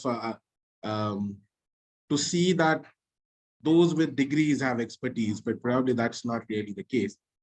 So we will now move on to our third panelist, Audrey. So now, Audrey, I would just like to play devil's advocate with you over here, because you are very actively into the participatory research. So the question which I'm posing to you is, what if we continue doing the same things which we kept doing earlier? So what if we just go ahead with our conventional ways of doing this? Oh, thank you, Rahul, for this challenging question. And I'm feeling optimistic, building on what Cricket and Karen were just sharing. I think there's increasing recognition that people with lived experience and other significant others need to be involved in the development of mental health interventions. And we see this very much reflected in the work of several civil society organizations in India, Sangat, Banyan, Ekjut, Burans, and many others around the world doing work that involves participatory methods. What seems to me very important, though, at this point is to think critically about what we mean by participation. Co-design and co-production are two terms that are very widely used now, but can actually encapsulate a very wide range of approaches to participation. On the one hand, co-design can mean engaging experts by experience and others through a very short phase of, say, focus group discussions or workshops to tweak interventions that have been developed elsewhere and give them some local flavor and make them more locally acceptable. That's one approach. On the one hand, co-design and co-production can also mean trying to develop long-term, more equitable partnerships with groups of willing experts by experience and having some critical reflections about processes and about power, giving those experts by experience the space, the power to question both the need for intervention, but also the components of the interventions that are being proposed. My colleagues at Ekjut, led by Dr. Sachin Barbde and Sumitra Gagrai, are leading a community-based rehabilitation program for people with psychosocial disabilities in Jharkhand. And they've developed this very much with experts by experience. And the program continues to be refined iteratively through their inputs. There wasn't a sort of phase of intervention development that stopped and then a rollout. There's a sort of ongoing critical dialogue between the service providers and experts by experience and others. So in short, what I think we need to do is to push the existing good work further and expand our use of long-term, deeper, more critical participatory approaches rather than relying on short-term, adaptive, qualitative research. Thank you, Audrey, and thank you all the panelists for really setting this up very well. Being a moderator, I should not be speaking much. I should only be moderating, but I cannot prevent myself from just sharing one very quick anecdote which Dr. Abhay Bang usually shares during his presentation. Some of you may be aware of Dr. Abhay Bang's work in Gadchiroli in India, and in early 90s, late 80s, when they first started their work, they did a prevalence of sickle cell anemia hemoglobinopathies in that particular area, and then they shared the findings with the community members. And the community members actually got back to them and told them that, sir, thank you so much for all that excellent research, but that is the problem in your head. That is not something which we are really at least worried about at this point of time. Our problems are slightly different, not slightly, they are way too different. We are more worried about our newborns dying, and that's how we shifted on to that's what I've heard from him in some of his presentations, and that was a great lesson, because without even talking to people, what we will end up doing is basically projecting our own ideas on what people out there feel like and think like. So okay, so because we are doing good on time, we will move on to the next section now, and now this particular section, in this particular section, I'll pose a similar question to all three panelists. So the question is, and it's not really a question. Basically, we would like to know how each one of you have used participatory methods, research methods in your work, and were you able to meaningfully engage those with lived experience or those who really mattered into your research, and what challenges you faced. So I'll first request Karen, then Audrey and Craig to share their kind of real life experiences in terms of using these methods. They have also shared links of their work, and I'll simultaneously I will copy paste them in the chat box. Those who are interested can know more about their work through the research links which they have shared. So over to you, Karen. Thanks again. Yeah, I thought I would share briefly about the first participatory co-production project that we worked on with Sumit Jain and the University of Edinburgh and others. And we were looking at how to develop a contextualized recovery tool, particularly for low-income urban communities in North India. And so we're recognizing that many of the existing tools are made for Western or Euro-American settings, and there's a very different context in busties or low-income settings in India.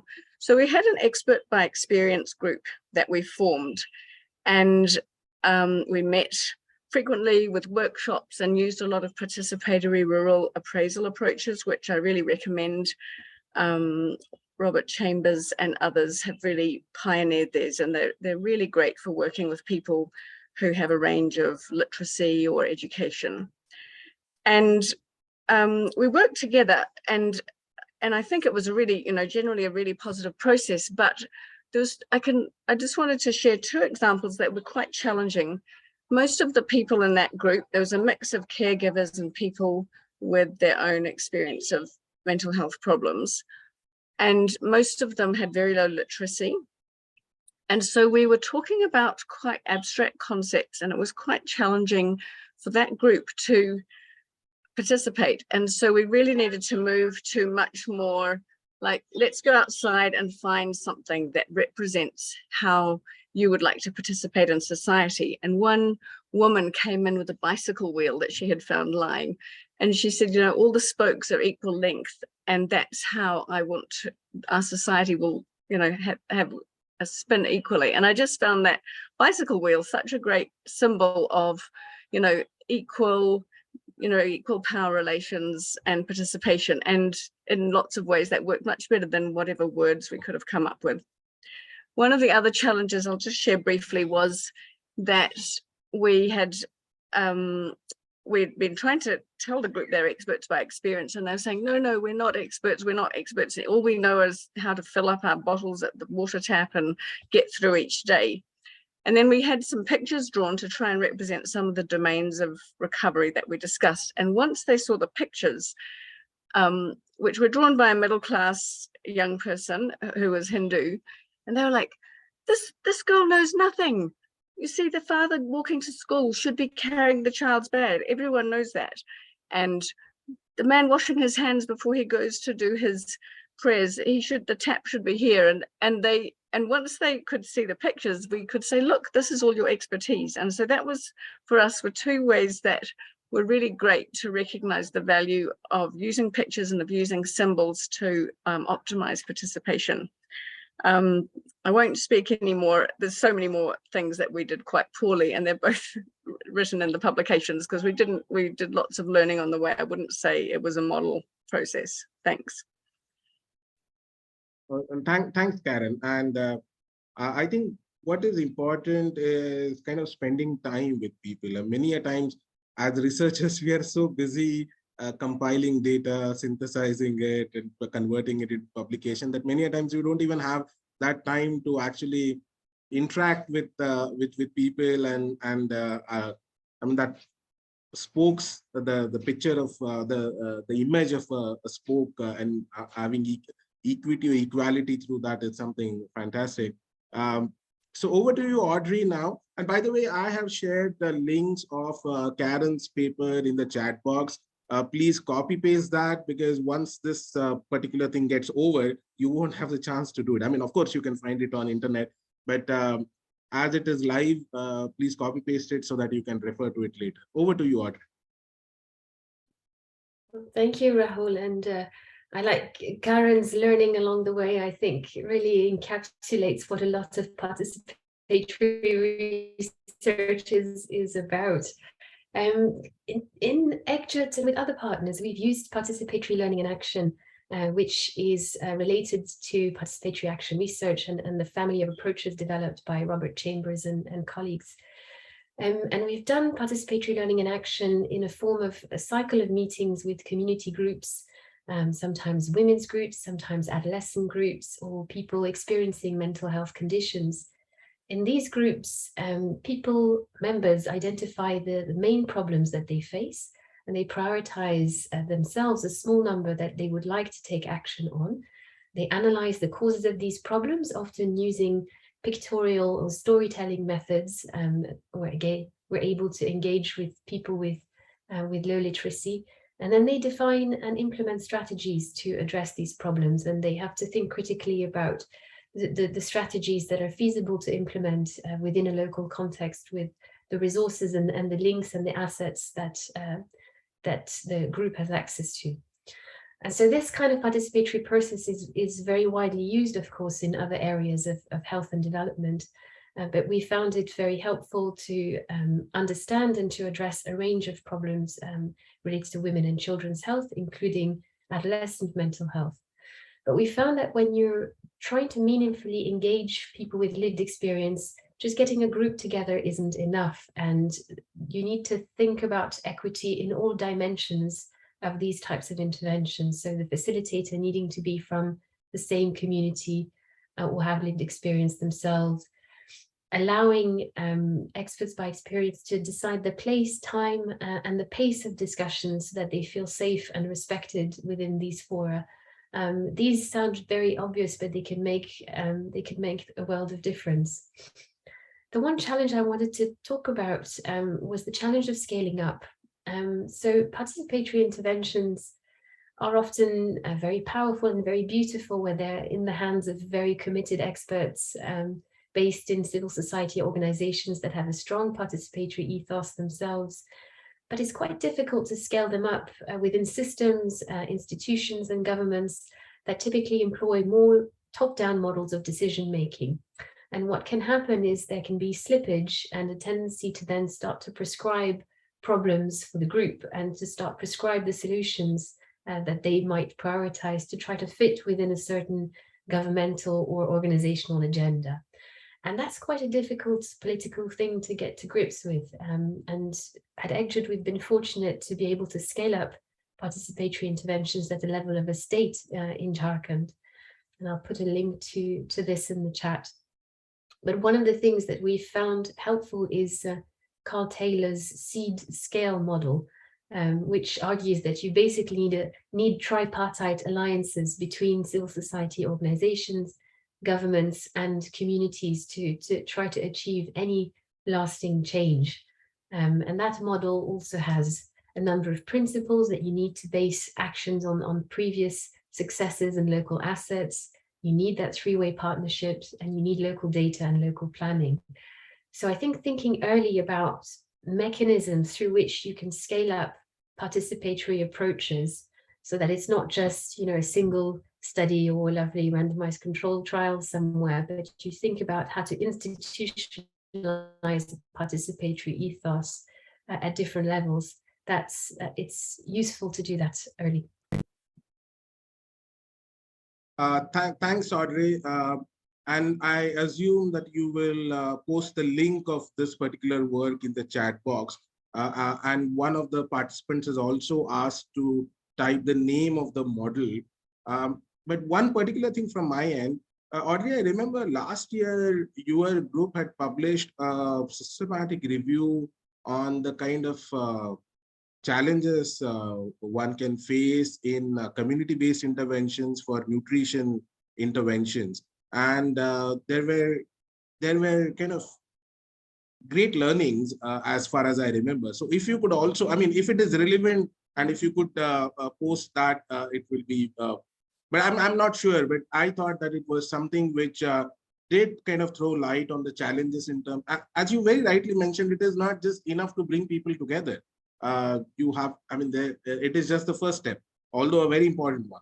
But then there are many things which follow. So just as a housekeeping thing, I'm sure this recording will be available. So Sangat staff who is organizing the event, they will make this recording available. So I don't think participants have to worry about this. But if there's anything else, do let me know and I can share that. So now over to you, Craig. And as you speak, I'll share the link of your work in the chat box. So over to you, Craig. Okay, great. Thanks very much, Rahul. And thanks, Audrey and Karan. Really, really interesting to hear more about what you've been doing. And I think like you, and perhaps more so, I'm really learning as I go with this and there are lots of mistakes along the way. So I just want to share an example of work that we're currently involved in. This is the ALIVE project. ALIVE stands for Improving Adolescent Mental Health by Reducing the Impact of Poverty. It's a Wellcome Trust funded collaborative award, and we're working in circumstances of urban poverty in Colombia, South Africa, and in Nepal. So it's Bogota in Colombia, Cape Town, where I'm based in South Africa, and Kathmandu in Nepal. And essentially, we try to design a prevention intervention which addresses the way in which poverty increases risk for depression and anxiety among adolescents. And so that includes two components. The one is a poverty reduction component through cash transfers and financial literacy and improving bargaining skills and savings in households and among the adolescents themselves. And then secondly, an intervention to try and strengthen self-regulation, by which we understand the capacity to set goals and to maintain goal-directed behavior despite emotionally salient and really challenging settings. So what we've been trying to do through this whole process is to involve adolescents in the entire research design process, the intervention, development and design. And then we'll be running a pilot randomized controlled trial, again, which we're hoping to involve adolescents in. And the way we're doing this is, and Mark Jordans is really leading on this aspect in the project, is that we've established adolescent advisory groups, one in each country. And the groups meet roughly every 2 months. They vary in size from about 8 to about 20, 25 adolescents. And we've started off the process by engaging with them around the ground rules of what they would hope to achieve from this, what they would get out of participating in the project, and how they would like to run these advisory groups. And then we've gone through all the different stages. We're in the first year of a 5-year program, so it's really very early days. But at the moment, we've been doing a lot of exploratory work, trying to hear from them about their experience of living in socioeconomic adversity and how they understand that, how they understand it might affect their own mental health and well-being.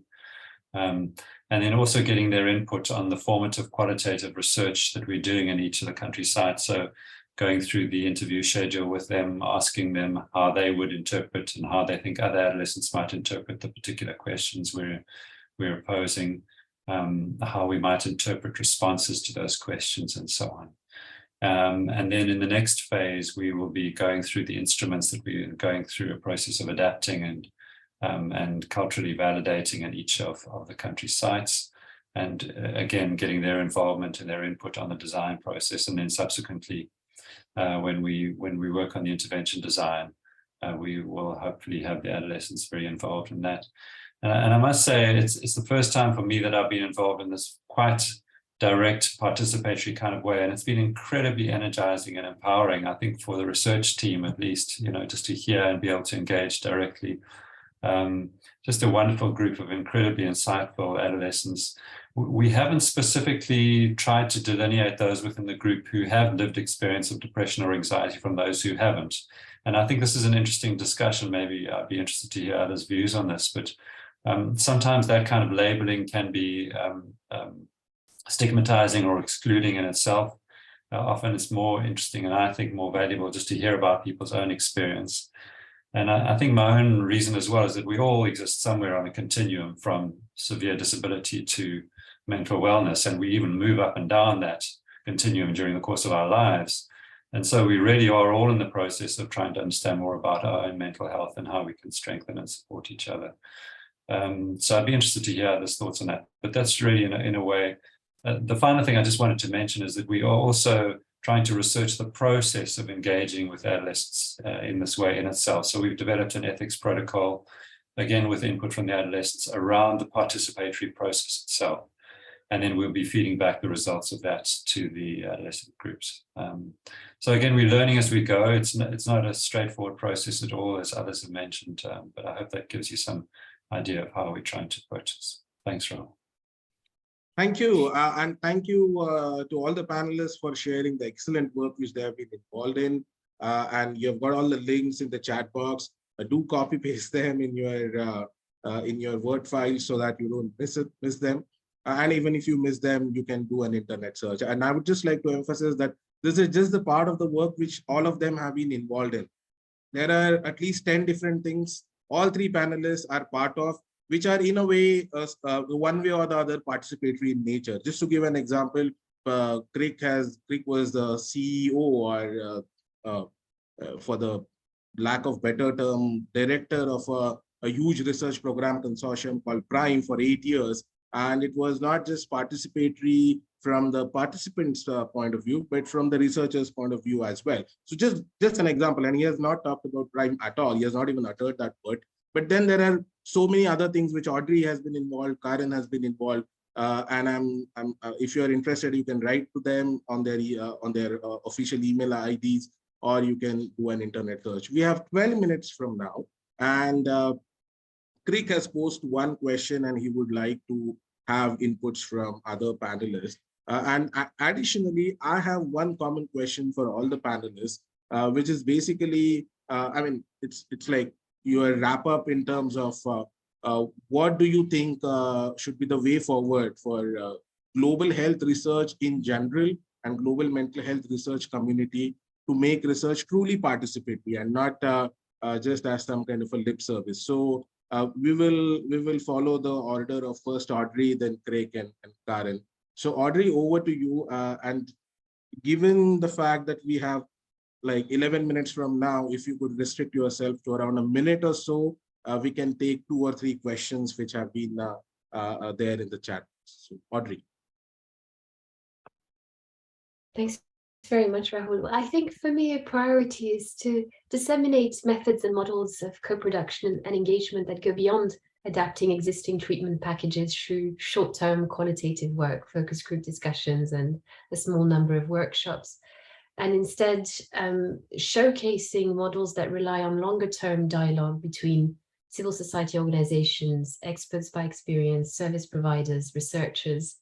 And we may find that just as Abhibang shifted research priorities in response to what people were telling him, this also leads us towards more work on addressing the social determinants of mental health, the kind of work that Crick was describing just now, and really trying to build mental capital rather than, again, simply adapting existing treatment packages. And that sort of wider work on the social determinants of mental health may in fact be where the greatest public health gains lie ahead. So I'll stop here given the time we have. Thank you. And over to you, Craig. Yeah, thanks, Rahul. I mean, I really agree with what Audrey was saying about long-term processes. I think, meaningful participation is about building long-term partnerships rather than one-off events. And so as researchers, I think it's really important that we establish those partnerships and we agree on terms of reference early on that are beneficial to everybody involved, and spend a lot of time listening to what are the needs of local communities and the places where we are hoping to deliver the interventions, the people who we are hoping would benefit from those interventions. And so I think this involves including people with lived experience very early in the research process. This includes, for example, in the development of research grants, and establishing institutional partnerships. It's challenging because sometimes in those early stages, you don't yet have the funds to pay for salaries, to pay for time. And so I think one needs to think quite carefully and creatively around how you could compensate people for their contribution to the development of research grants, which may or may not be successful. So I think that's something that needs further thought and planning. And again, if you have long-standing partnerships, those can be carried over from one grant to the next, and can really help you to build those partnerships. I also think it's really important to build the institutional capacity of organizations that are led by people with lived experience, and to support them in a as far as possible in an equitable way. I think it's really interesting. One of PhDs that I supervised by Sharon Kleinke, she went through a really rigorous process of mapping out user-led organizations working in mental health in sub-Saharan Africa. And one of the key themes was the struggle they faced with just building their organizations and the multiple hurdles and barriers that they faced. So that kind of institutional capacity, I think, needs a lot of work. And then the final point, I think, relates to a point I made earlier, is that we really all need to listen to our own mental health needs. We're all on a journey here. And so it's not a case of distinguishing as sort of us and them, but thinking together about how we can support each other to strengthen our own mental health and strengthen others' mental health. That's all from me for now. Thanks, Rahul. Thank you, Craig. Over to you, Karen. Thanks again. Completely support what both Audrey and Crick have shared. And I think 3 things that I think are important. One is that we all need to keep building our skills in working in a participatory way, and particularly to work in a humble way. I think it's very easy to, for people who've had a more opportunity for education, to just easily jump into leadership. And I know that I've made that mistake myself often. And so working with others who've also done more work on participation has been really helpful for me to keep doing that critical reflexive thinking of how are we doing this, and is it genuinely listening instead of ticking boxes. Following up on what Crick said about the way that we do funding, I really think we need to normalize participatory approaches, but it is quite challenging. And we had a couple of years ago working with a really wonderful adolescent advisory group for a Grand Challenges call for proposals. We developed a proposed proposal which required participation from community members. It was called Gupshup and Games. We had a bunch of very, very energetic young people, and we weren't successful in the funding, and they were really, really upset. And I felt ethically that we weren't in a strong position because we had engaged them, they had contributed with all their hearts, and we didn't have any funding to implement things. And so I think we also need to critically reflect on the way that we make participatory funding calls, which we, I think is a good idea, but how do we do that in ways that respect the contribution of all those who are involved? And it just sometimes is quite hard to manage that. And I think we need to do more thinking about how participation is ethically respecting the time and energy of people who sometimes in very disadvantaged settings. So that's my thought, is we've still got lots of thinking to do to do this well. Thanks. Well, thanks, Karen. My 2 cents, and I'm saying this only because Audrey asked me to kind of even say a few things or what I feel. What I feel is that many a times we involve community members, and then we kind of do things with them. And once our project ends, or once that grant writing cycle ends, we have to move on to something else. And that is kind of a very, very big, people on ground are not seeing this as grant cycles or project cycles or research cycles. For them, that's a serious business. And of course, it is serious for us as well. But we will have to think of mechanisms in which we have some kind of a permanent work on ground, and we overlay our research on that if it is feasible and possible. Otherwise, it's a very, very big disappointment for people who have got involved, and we need to be careful of that. We have 4 more minutes to go, and there is one question which is interesting, and there are 2 sort of comments. I'll just pose this question to all the panel members. And there was one hand which was raised, Vidula. So if you have a question, do let me know in the chat box. In the meantime, I'll quickly have this question, and this is open for all the panelists. So this question is, how do you navigate the decision-making of a person with lived experience in seeking care, in participating in research, etc., when it goes against your responsibility as a clinician or researcher? So you have a responsibility as a clinician or a researcher in a particular way, but then at the same time, you also have to navigate the decision-making of the person with lived experience. So what do you think is the best way to kind of deal with that? So it's open. I think all panelists can have their views on this particular question, because I think this captures the essence of what we have been discussing till now. And then probably we will end. So maybe we will start with Craig first, then Audrey, and finally Karen. Craig? Okay, sure. I saw Karen had her hand up, but I was interested to hear what she thought. Okay, let me share I can give my thoughts. I think it's really important that when we design studies, we think carefully in the design of our ethics protocols around how we would manage scenarios like that. So we build in place what are the limits of the responsibility of the research team, and where those limits run out or you run over that boundary, who would then take responsibility for providing care or support in that particular setting. And often what we're encouraged to do by ethics review panels is to really think that through very logically. So what is the referral pathway right until the point at which the person gets the help and support that they need?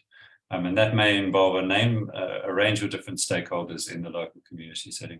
I think it also depends a lot on what the particular conditions are, what the particular circumstances are, and also what the resource constraints are in those settings as well. Often we work in very, very constrained environments. And so one needs to think carefully about what one could mobilize within those settings. Yeah.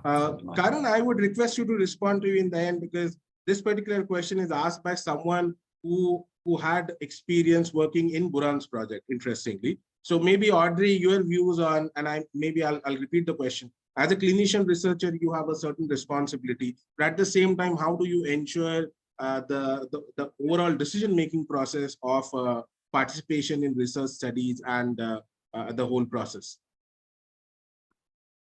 Thank you, Rahul. Oh, sorry, Karen, you wanted to go on? Go on.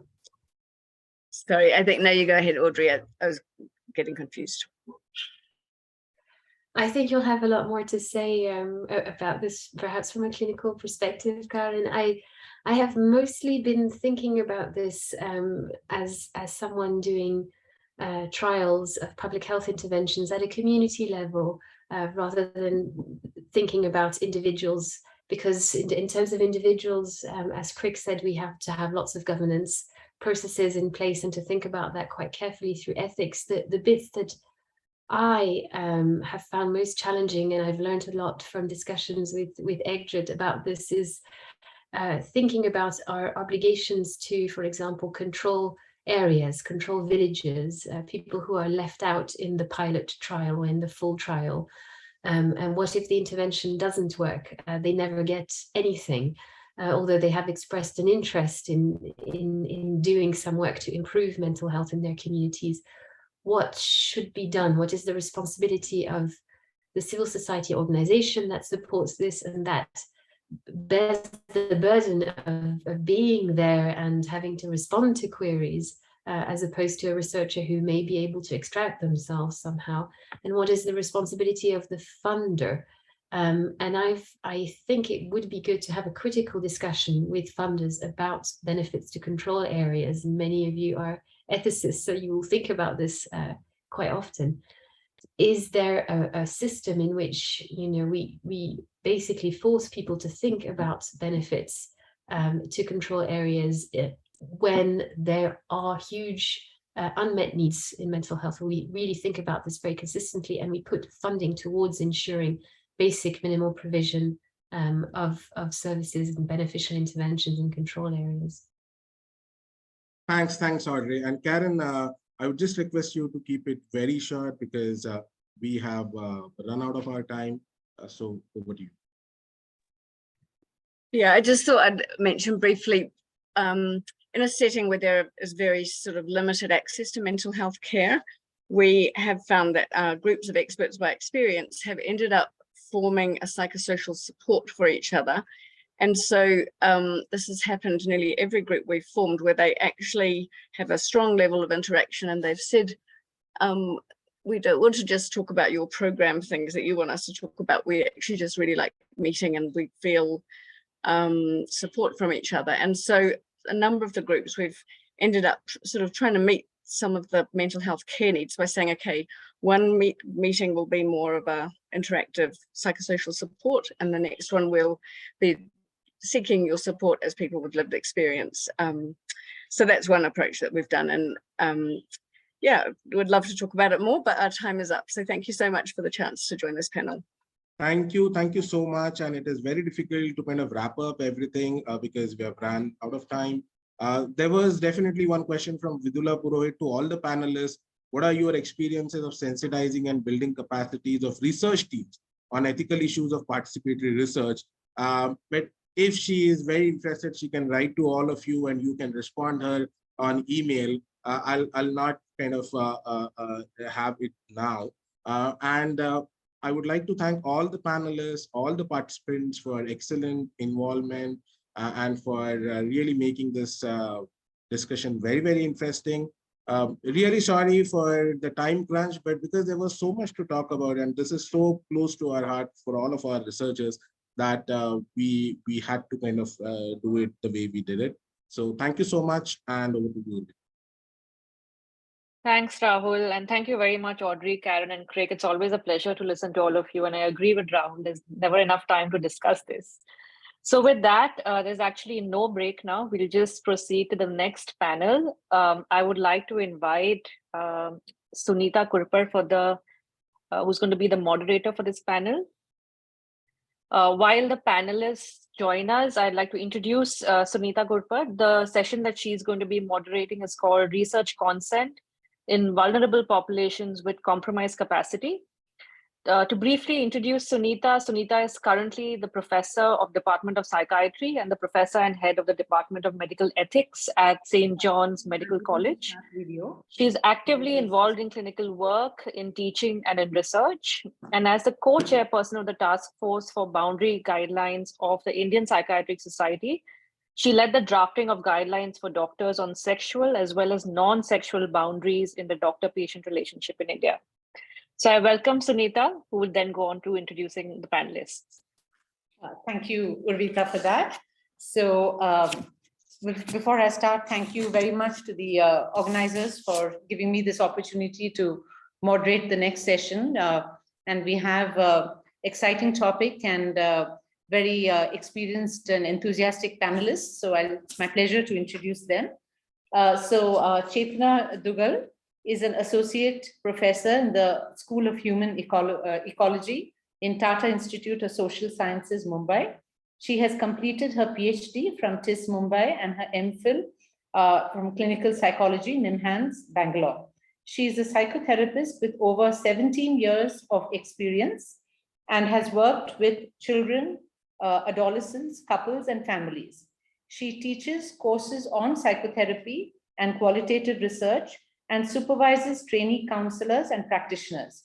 She heads 2 field action outreach projects, the School Initiative for Mental Health Advocacy, SIMHA, an initiative that endeavors to promote well-being of young people in schools and other institutes through advocacy, research, and capacity building, and RABAR, an initiative to promote training, supervision, and professional development for mental health practitioners in India.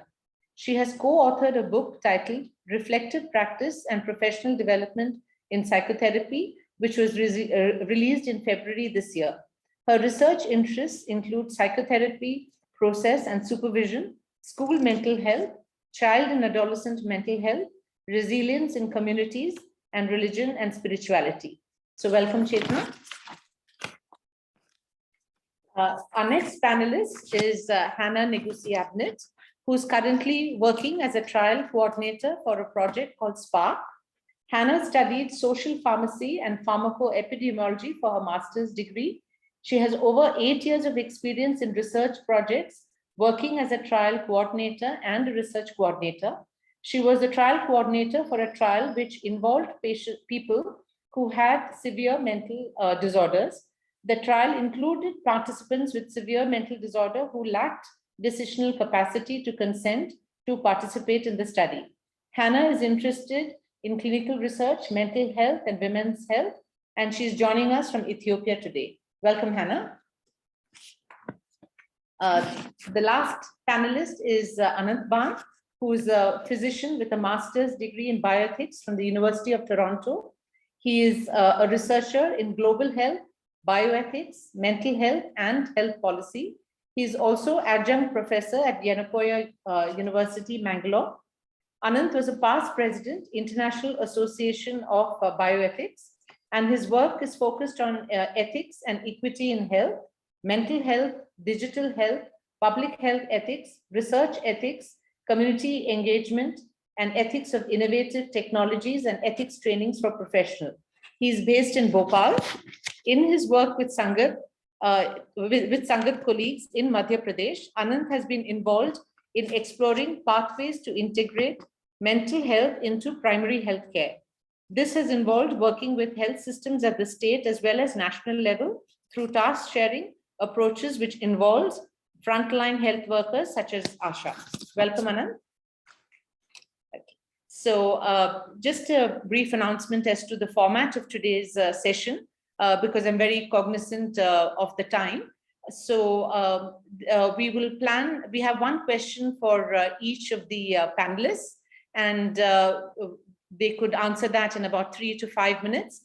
And then I will ask the other panelists if they want to add any of their comments. So we will, there's a question for each of the panelists. Then we will open it for questions from the audience.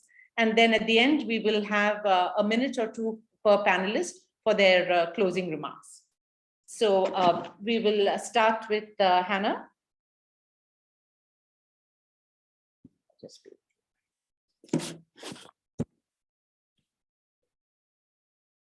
Anna, are you able to hear me? Yes, Yeah, I'm really okay. sorry, my internet Okay. connection is not that good, so I'll keep my video off. Okay, that's fine. So the question to you, Hannah, there are two questions. Why is it important to include participants with compromised capacity into research studies? And how can one do this safely, and what are the limitations? Over to you, Hannah. So I believe that people with compromised capacity and who lack decisional capacity should be included in research studies, of course, where the risk is low, because one, there is this principle of equity. People with compromised capacity should also get the chance to participate in such research, so they can benefit as well as the others.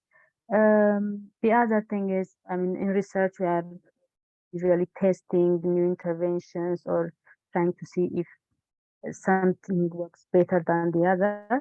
So in the long run, if these studies are successful, if the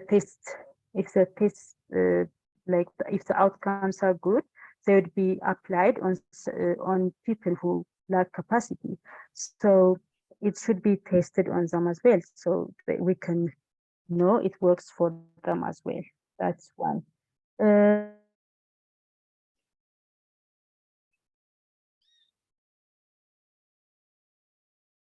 The other part was, how can one do this safely when patients have compromised capacity?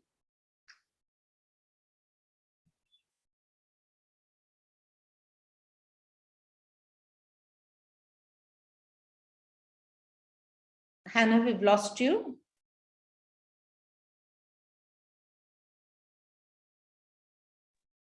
Sorry, I'm back. Were you able to hear what I said? Not in the last 1 minute. The second part of the question as to how can one do this safely and what are the limitations? Yeah, I mean, we have to put these safeguards. We have to use approaches, and we should use procedures to safeguard such participants.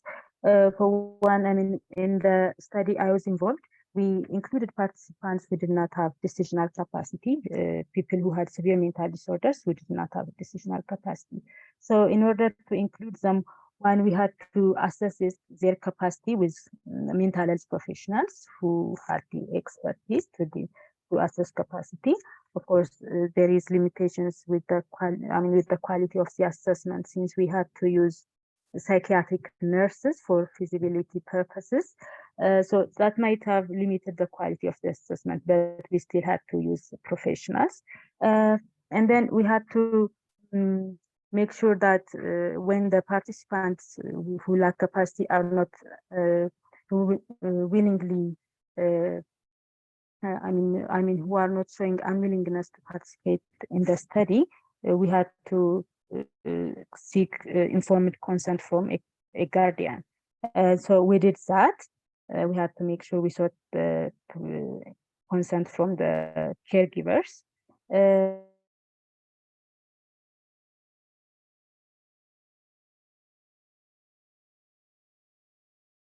We've lost you again. Hannah, you had spoken about involving the guardians.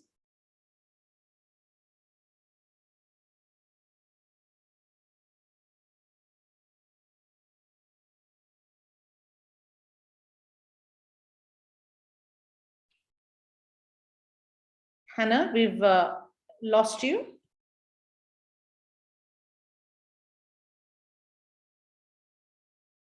Mahendra, will you be able to check with her? I will move on then to the other panelists for their comment. So, we got her back.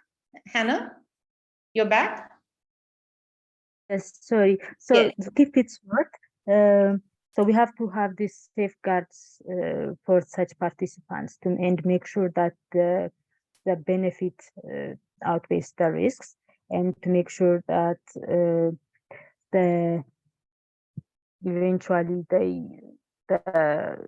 involving them in such research projects will not affect will not have a negative effect on them, like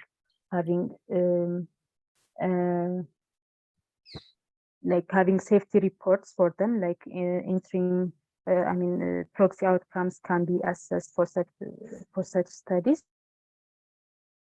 and I think we can have approaches to safeguard participants for such population. That's great, Hannah. Thank you. You were, yeah.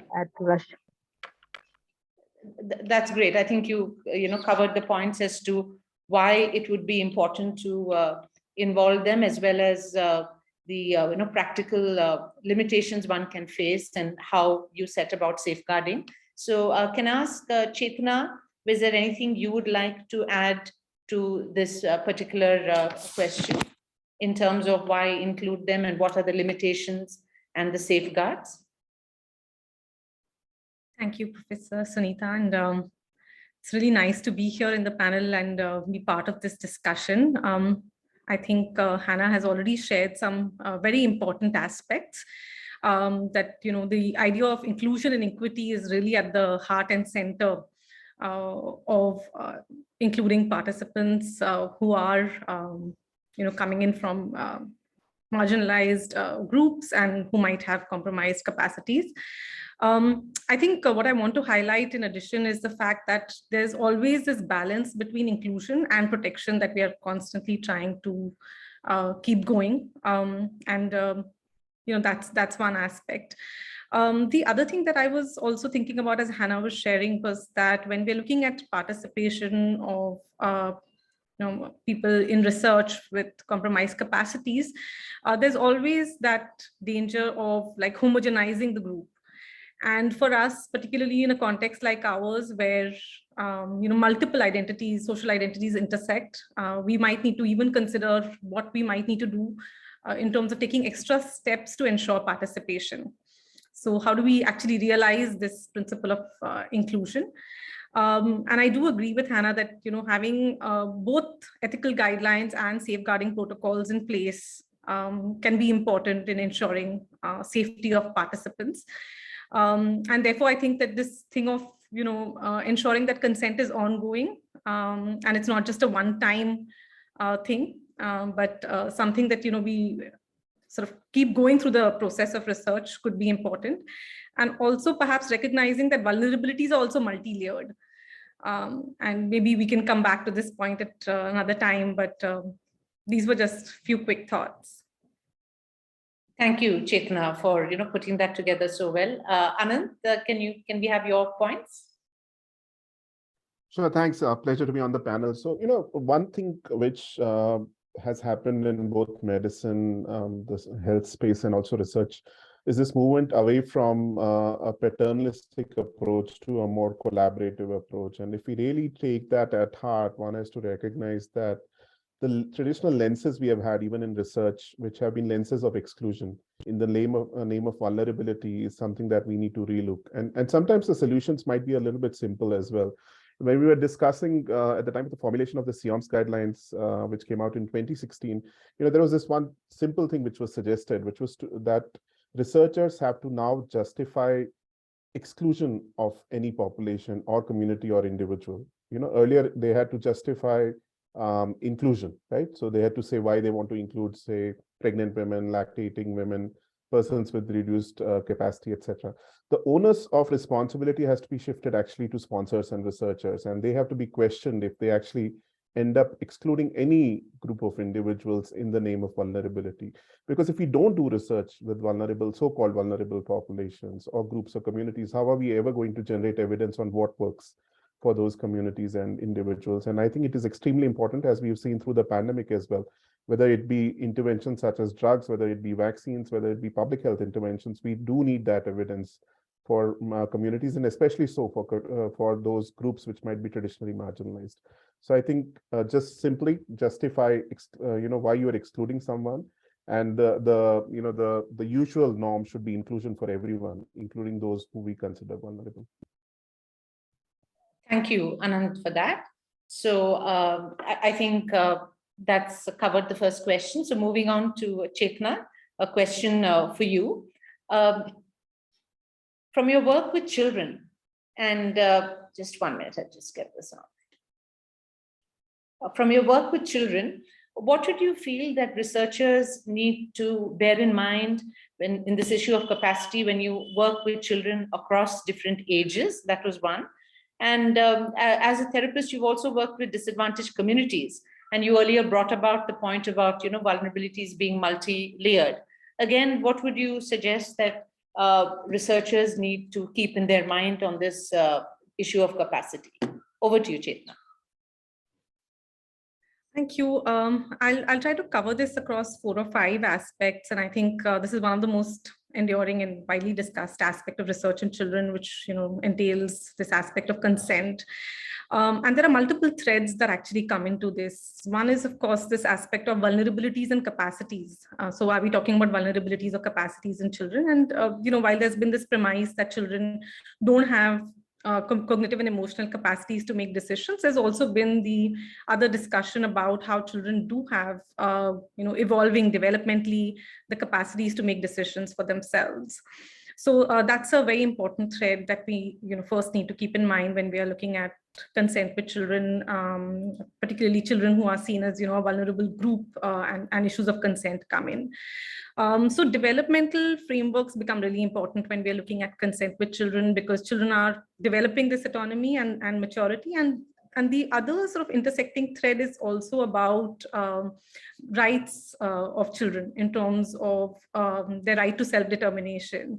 So these kind of intersecting threads come in when we look at consent. Of course, for children, we know that there are some guidelines in place, like ICMR has guidelines that if you have children below 7, we don't need to take assent, and then 7 to 12, you can do with an oral assent, and then if the child is 13 and above, you can actually take written assent. And the parent is someone who actually can give consent for research. Now, that also brings in that aspect of what are the specific roles, obligations, and rights of parents when it comes to consent, giving consent on behalf of the child. Of course, there's been a lot of discussion also about the fact that with adolescents, with their growing autonomy, can they give their own consent? And I think now there's clear recognition on the fact that that needs to be acknowledged. And there are certain studies where there can be waivers as well for parental consent. So there is definitely the framework in place. I just want to highlight a couple of things about this issue of taking assent and what happens, when dissent comes up. So in terms of taking assent and in the work that we've also been doing with children, what I want to say is that assent is a process, and it needs to be understood not as a document, but something which is ongoing as a process, which is two-way. And it allows not just for, just giving consent, but some space for contemplation as well. So there are certain things that we might need to keep in mind. One is, of course, the developmental age of the child. And there's been more and more discussion on the fact that even children who are below 7 years of age, even if there is no assent required, assent should be part of the process. And we can find developmentally appropriate ways to actually build assent into research for children. So people have spoken a lot about developing different methods, creative approaches, using storyboards, puzzles, different ways in which children can respond to actually give assent, even using ways to, have them figure out different aspects of the research, and using visual memory aids. And people are also talking about the fact that children with different abilities and children with different needs and linguistic capacities can also be, assent can be taken in very, very creative ways. What is also becoming important is the fact that the process of assent has to create safety and trust in children. And most importantly, this doesn't sort of stay limited to the question of competence, but is based on the principle of respect. That if you are respecting a child, how would you ensure that the information is given to the child and the child feels a sense of safety in the research process? The other thing that I wanted to highlight in this context is this aspect of power that comes in between the researcher and the child, because usually the researcher is someone older. And when language comes in, there is, immediately a power differential. So are we sort of self-reflexive about the way power is playing out when we are taking assent? And one of the important things in working with children is also perhaps to think about, does the child know how they can actually refuse participation, because sometimes children might think that people will get upset or angry if they don't participate in research. So have we equipped them enough with ways in which they can actually dissent? And I think this is an important area where people are speaking a lot more about recognizing that with children, the dissent doesn't have to be explicit or verbal. It can be, in different ways that a child might communicate dissent. And as researchers, how do we pick that up, whether it's in terms of silences or saying that they don't know, or if they are wanting to leave and go to their parent? How do we respect those decisions? And how do we even recognize signs of distress? So this becomes another very important, crucial aspect with children, because sometimes children who have experienced trauma or neglect, or might have experiences of abuse, or adolescents who are very vulnerable because of experiences of high distress or self-harm, being maybe trauma-informed or being cognizant of the fact that the child might need support, those aspects become very, very crucial. Just another small point that I want to add is that, there's obviously a contextual cultural layer to this, that, when it comes to certain contexts and cultures where parents, if they have given their consent, that, can children actually go against that consent? And, in some contexts, children actually have more opportunities of education and they have more exposure than parents themselves, and they might be much more aware. And in some contexts, that communities that we work with, people who are below 18 are actually married and have children of their own. So what really happens in those contexts? And I know we might not have time to look at the entire landscape, but just wanted to highlight that, we are not looking at one homogeneous population when we're looking at children. It's really diverse, and for us to perhaps keep this in mind when we are thinking about assent and consent in children. Thank you, Chetna, for the short time you've really given us a landscape view of the area. Thank you so much for that. Anant, would you like to give us your insights on this issue of children and capacity and involvement in research? Sure. I mean, I think, Chetna did a great job with highlighting some of the key issues. One thing I would like to add on is also sometimes our insistence on safeguards, or our assumptions on safeguards might also make it more difficult for especially young adolescents to access care. And this is especially true of mental health. We recently did a paper which was led by a colleague, Pavitra from SCARF in Chennai, and they've been working with a lot of at-risk adolescents in urban settlements in Chennai. And a lot of these kids will not agree for their parent to be involved if you have to have them sign off from consent perspective. So that would mean that especially adolescents who might be just about perhaps starting to face mental health issues. And we all know that early onset is one of the risk factors for longer term chronic mental illnesses. Unfortunately, the insistence that we have that only a parent can take decisions for the child or the young adolescent in this case might actually end up being a barrier for accessing mental health care. So this is where the importance of nuance becomes important. And I think mental health professionals probably struggle with this because you have legal obligations around, you have this cut off around 18, but there is nothing magical about 18, as Chetna was saying. You might have mature minors, you might have individuals who have thought through why they need to access mental health care and are actually reaching out. But it is us as clinicians, mental health professionals, and researchers, if there are community research activities happening, who might actually refuse them in the garb of requiring parental consent or a legally acceptable representative or a nominated representative under the Mental Health Care Act.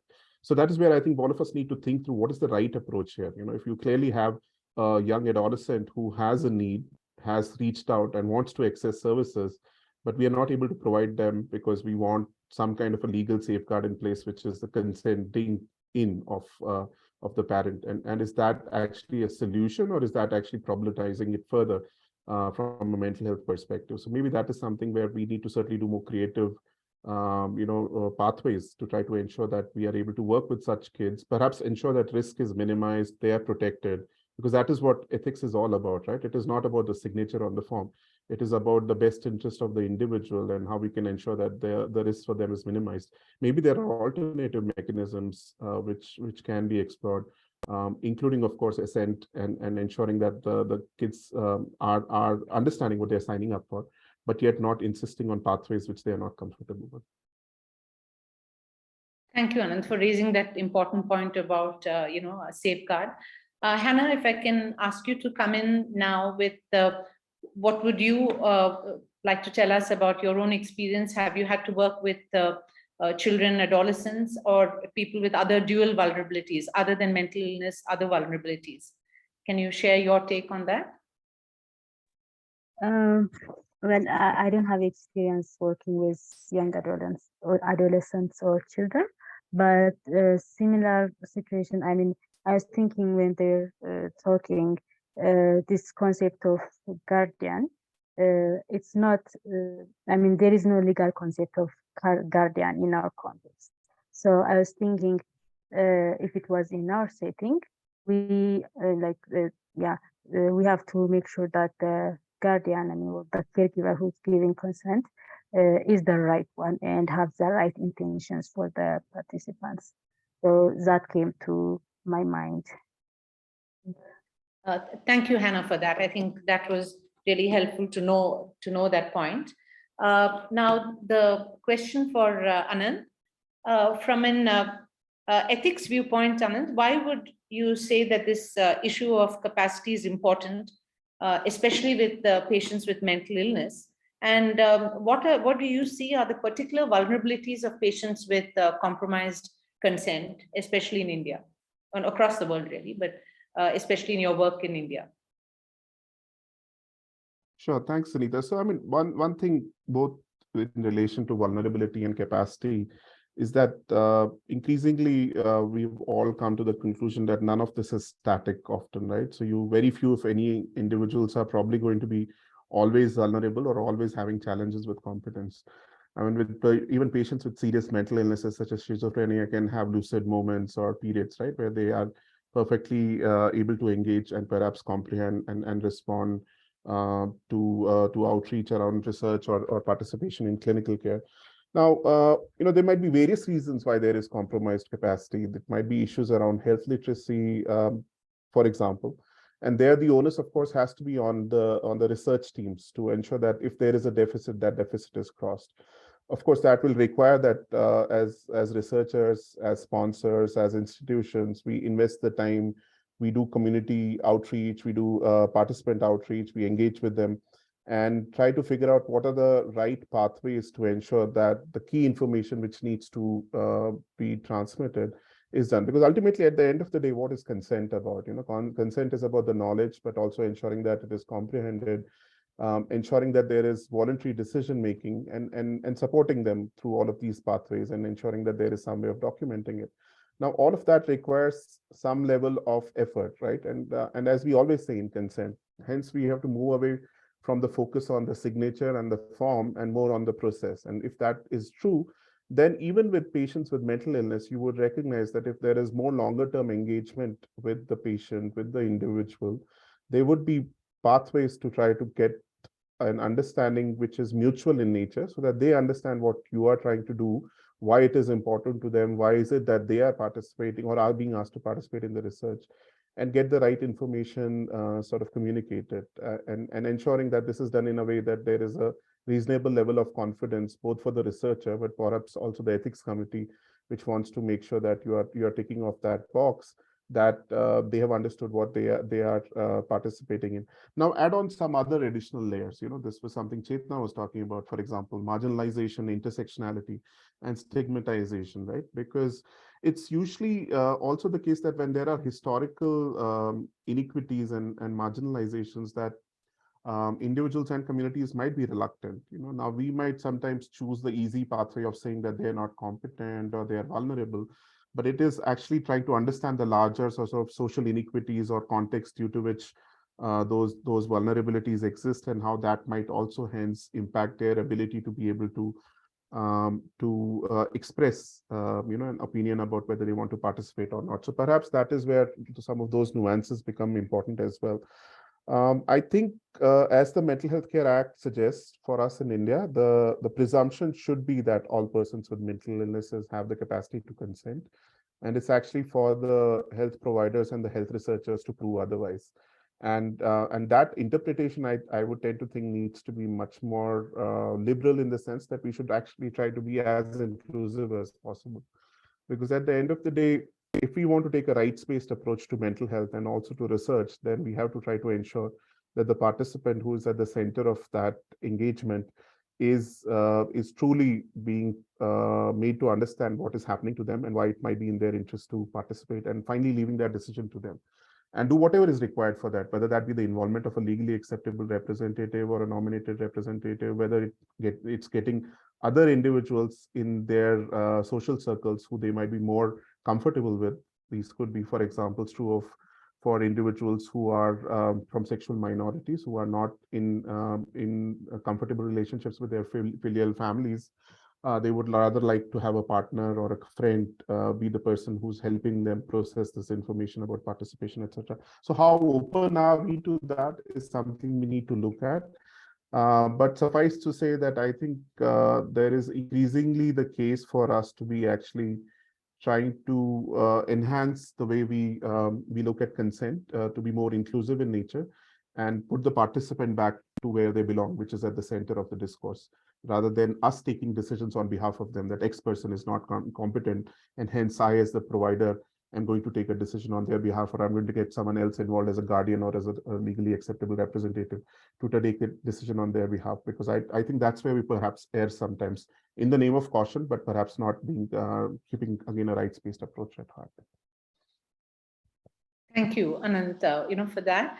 So, Hannah, can I ask your opinion on, from your own experience, hands-on, what did you feel, or from the work that you've done? Why is this issue of capacity so important from an ethical viewpoint? So it was important because we were working with people who had severe mental health conditions.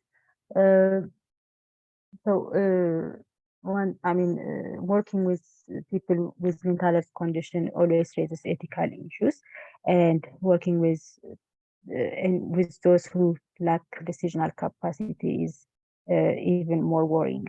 So, of course, we had to make sure that they were not refusing to participate. We had to make sure that they were not forced to say, of course, they didn't have the capacity, so they couldn't say yes or no, but if they were not communicating unwillingness, we sought consent from their caregivers. But we had to make sure that they were informed of their risks, and we had planned to reassess their capacity in between time points, assessment time points.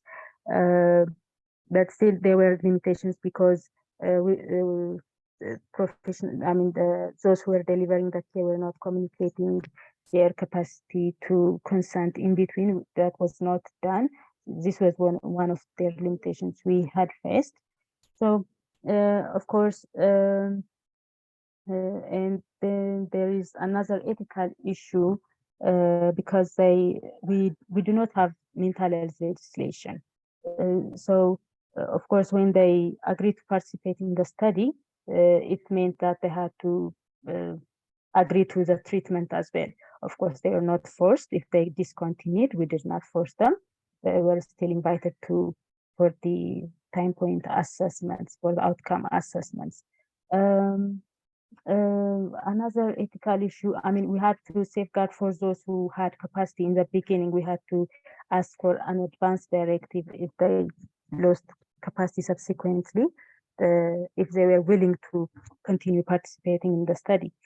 So there was this issue as well, because if they lost capacity in between while they were in the trial, we had to make sure that they were willing to continue after if their caregiver gave permission.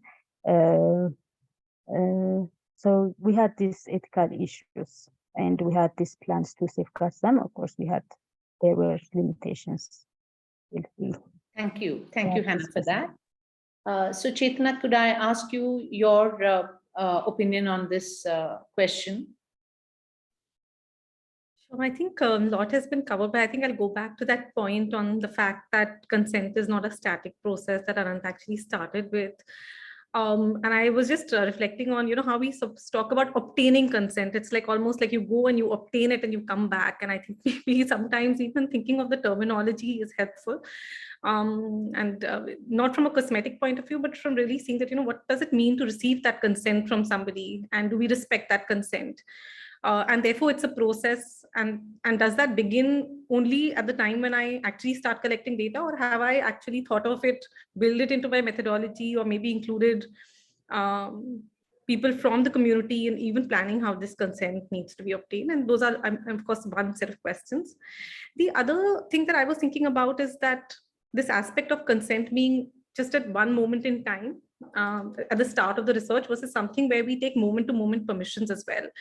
I might give consent saying I want to be part of the study, but once you start asking me those questions and I start going through some aspects of the research, I might not be so sure of my participation, and the fact that, while we say right to withdraw, but I think really also checking moment to moment with the person if they're okay for them, for us to continue, rather than assuming that they've said this and we continue doing what we're doing.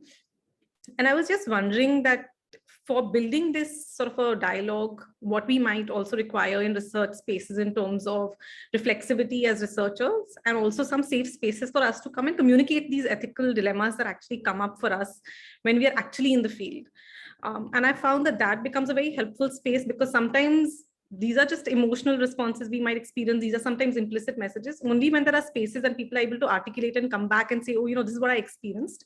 And there are safe spaces even for researchers to come and think about, maybe then they're able to articulate that dilemma and also perhaps go back more sensitively to the research participants. And maybe those are also moments where they are able to reflect on their own identities, how they are actually coming into play into research, how that is actually linked to the social identities of the communities they're working with, and what sort of positions of power and privilege are playing out within that research. So I think that perhaps those could also be some ways for us to think about this.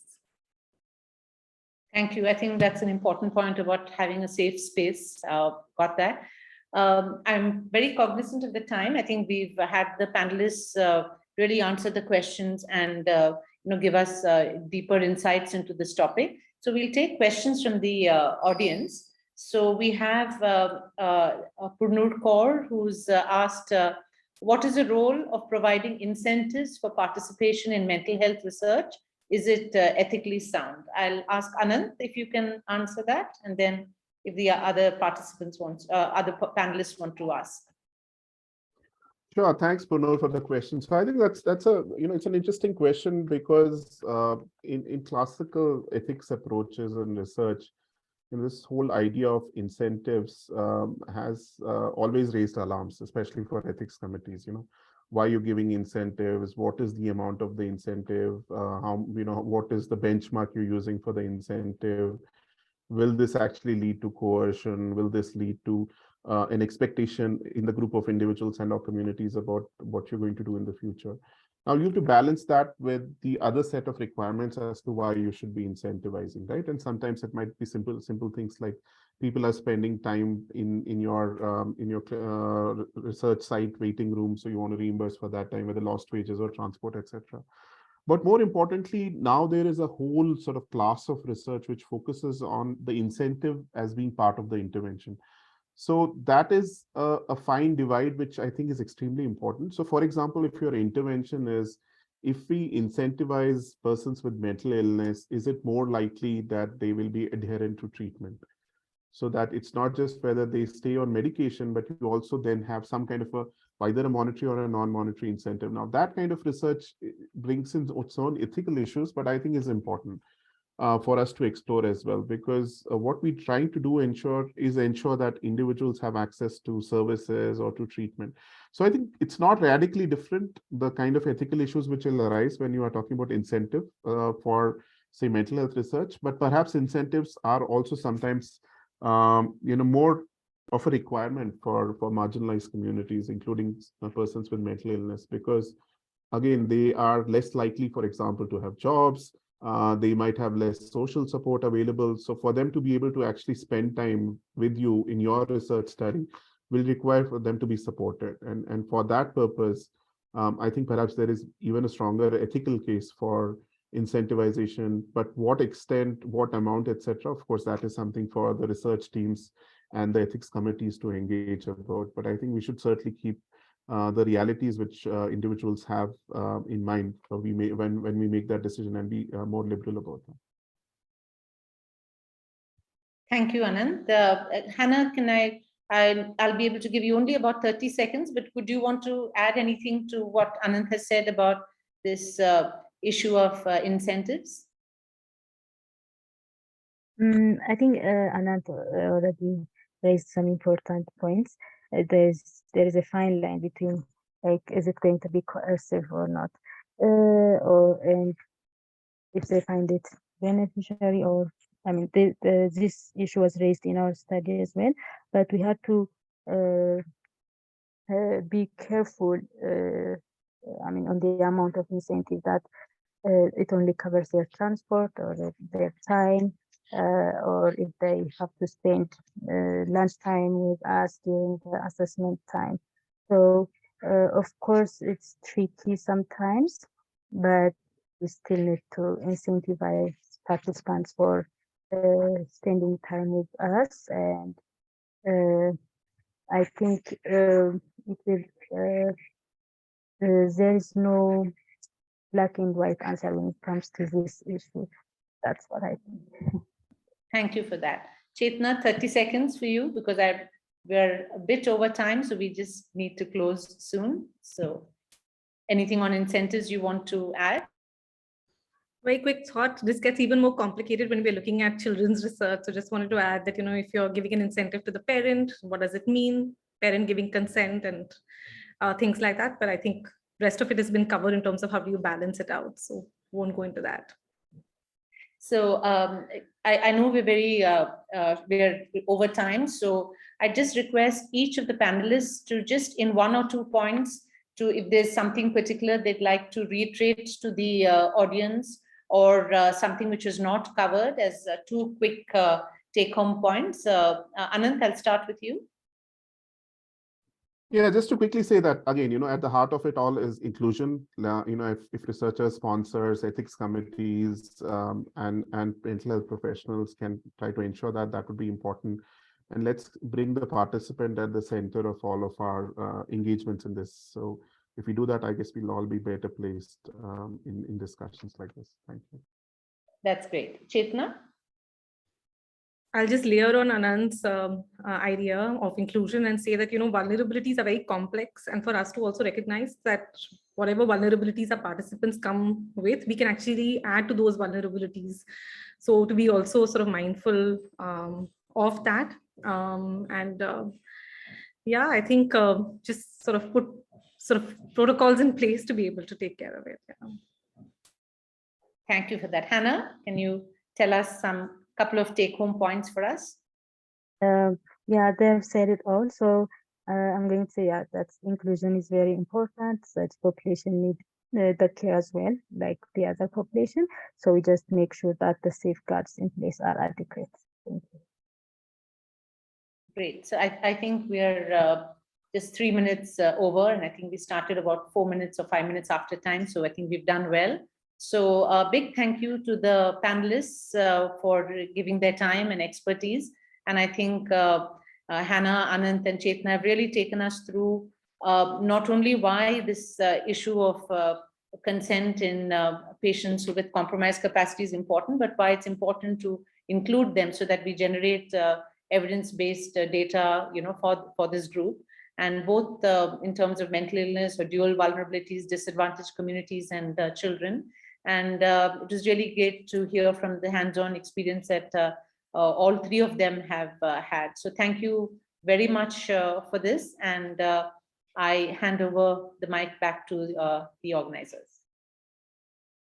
Thank you, Sunita, and thank you, Chetna, Anand, and Hannah for joining us. It was very helpful for you to have broken down the consenting process and to speak about practices that are not only relevant for populations with compromised capacity, but also more generically too. With that, we'll take a break. We'll be back at 6 p.m. for the last session for today, which will be delivered by Geeta Sen. So I will see you all in 6 minutes. Thank you.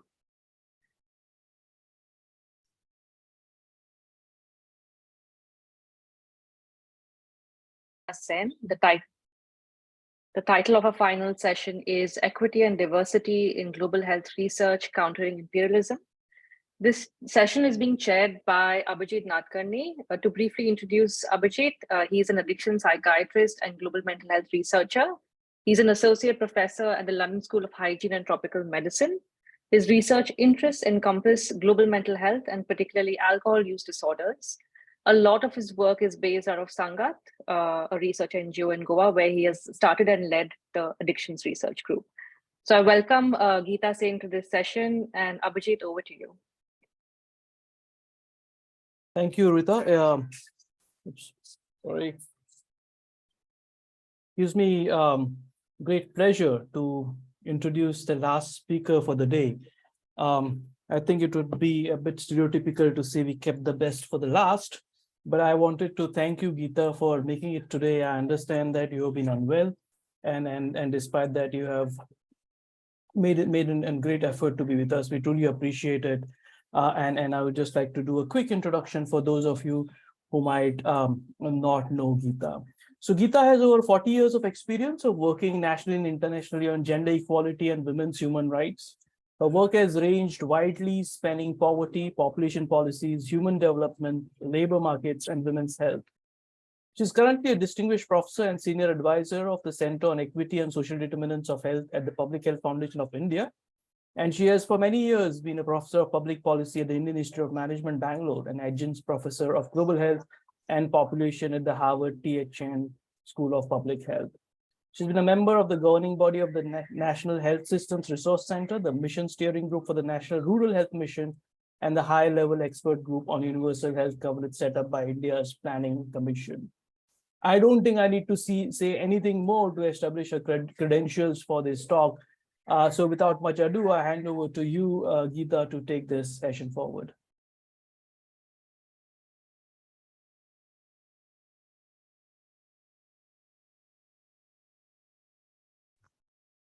Thank you so much, Abhijit. Just want to check that you can hear me. Yes, loud and clear. And Sharanya and Vijay, great. could you put the spotlight on Geeta, please, and take it off me? Okay, just to say a couple of things to start with, because we may have a few glitches. I am actually isolating because of COVID, and I have my, it's the 4th day I don't have fever, but I'm certainly infectious, I'm sure. And I have my 94-year-old mother at home. So one of the challenges we may run into is that the room that I'm isolating in is not the best one in terms of internet accessibility within the house. So, but I can't do anything about that. So I may, in fact, what is going on?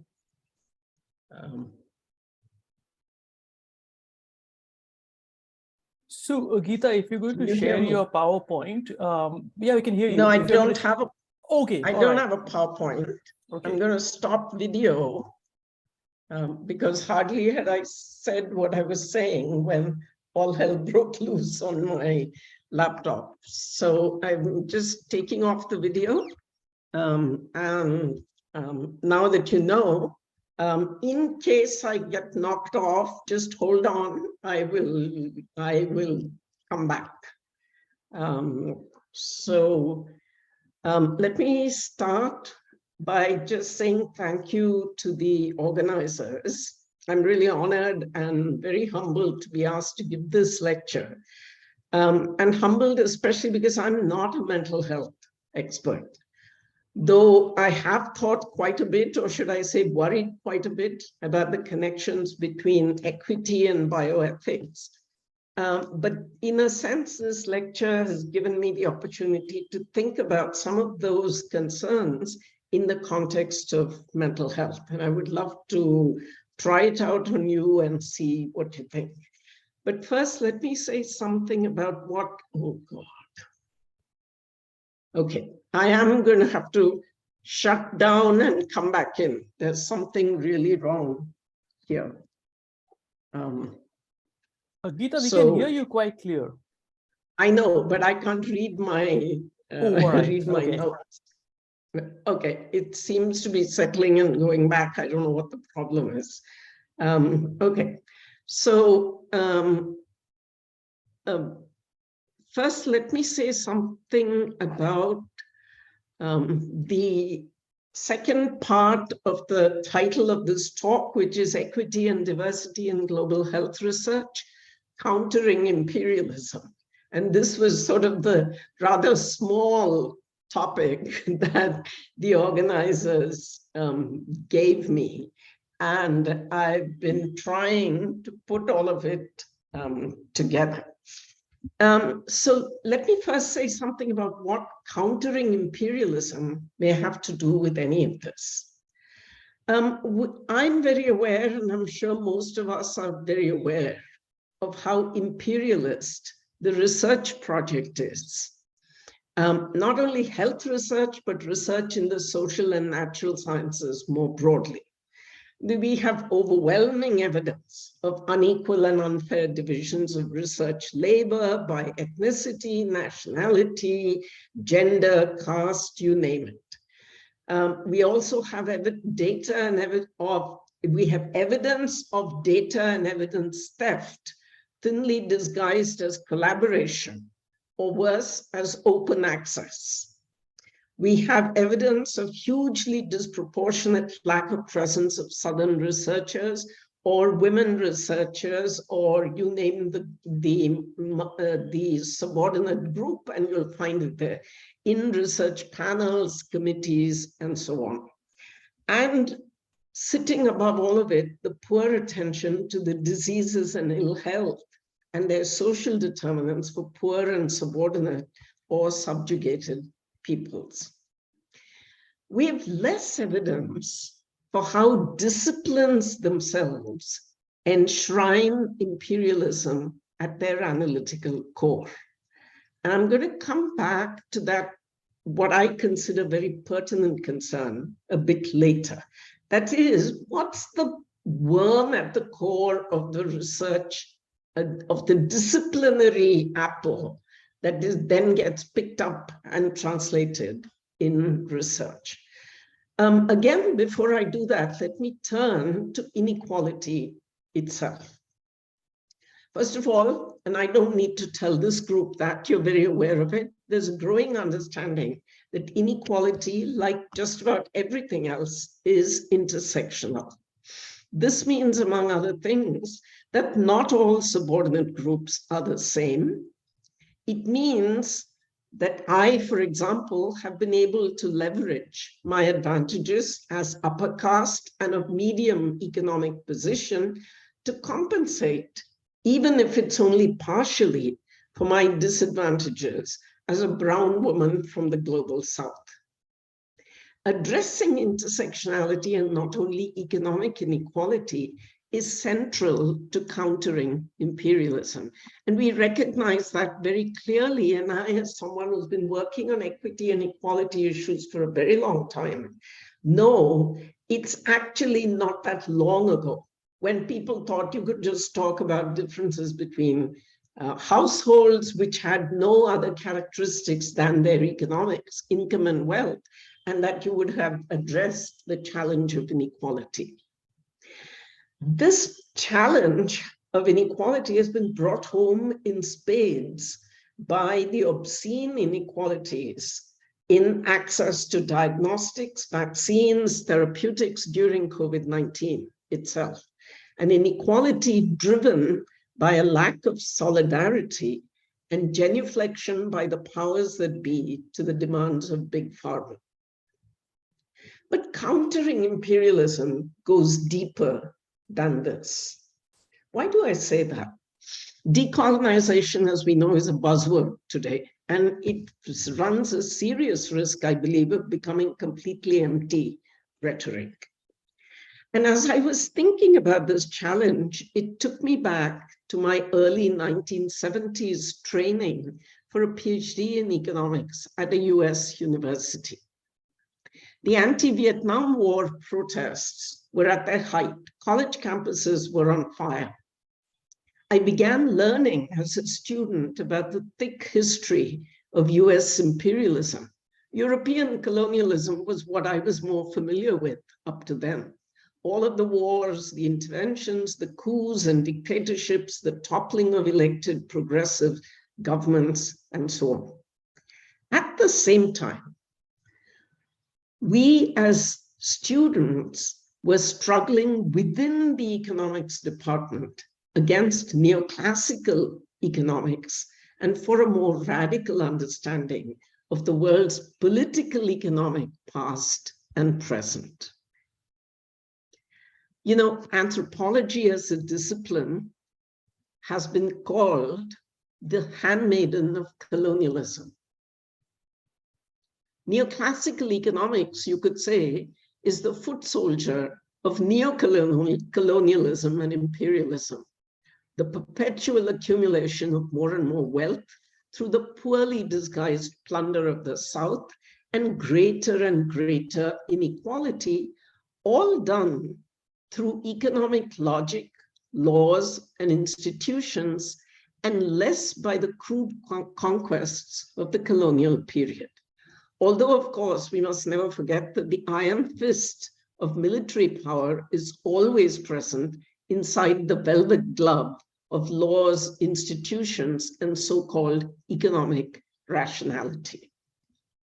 At the heart of this challenge was this idea of economic man, Homo economicus, economically rational man. But rationality was always defined as equivalent to selfishness and greed.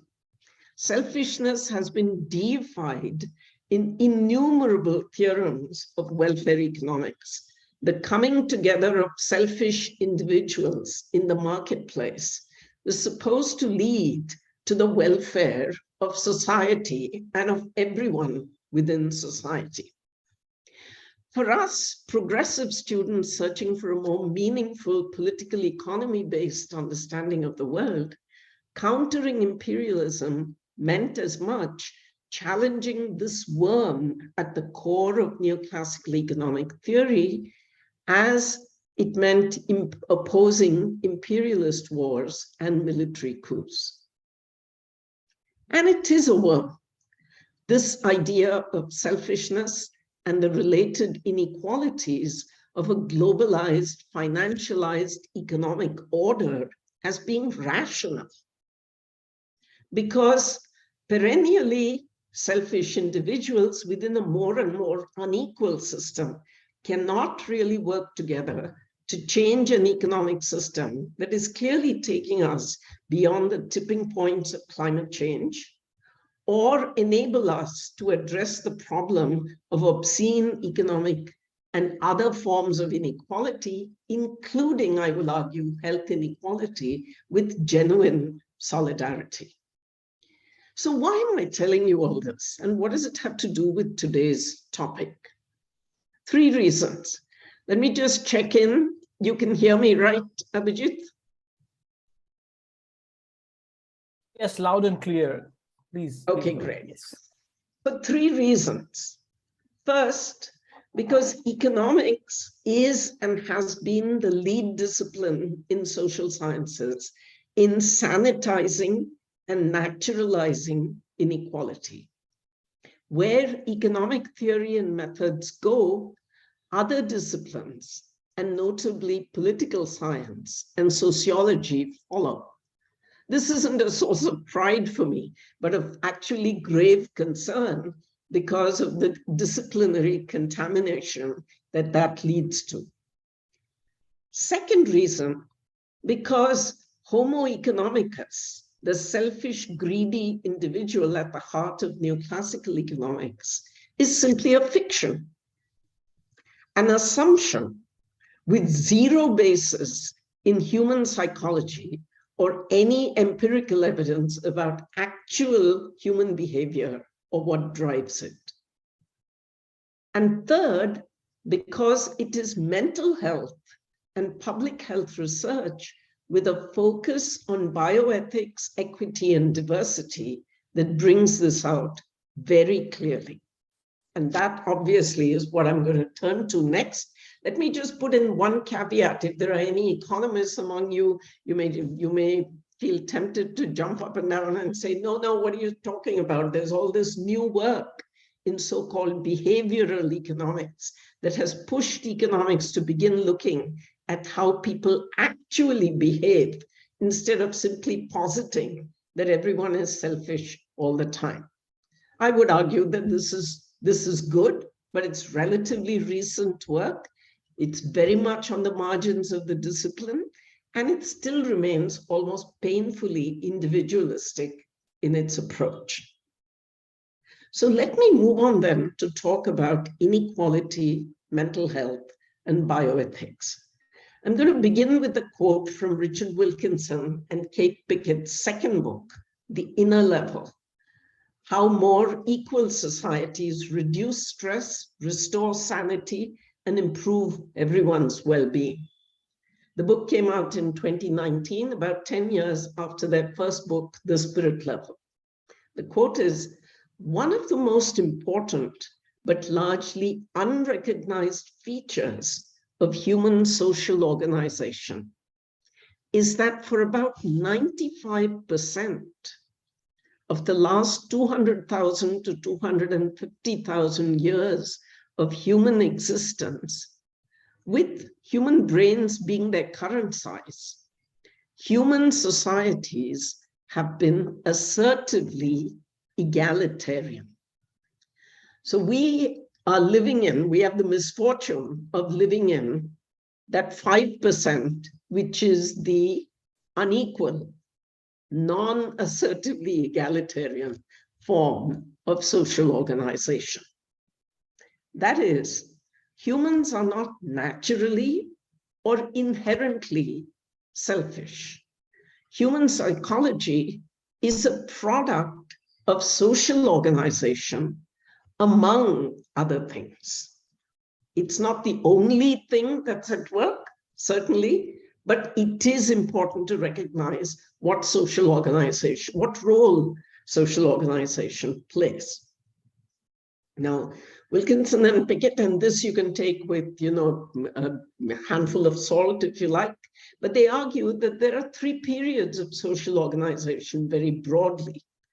Since the apes and the chimpanzees, the pre-human dominance hierarchies with a usually male dominant leader and then a hierarchical system, followed by human egalitarian hunter-gatherer societies, about whose egalitarianism we have much more evidence today than we had when I began studying economics.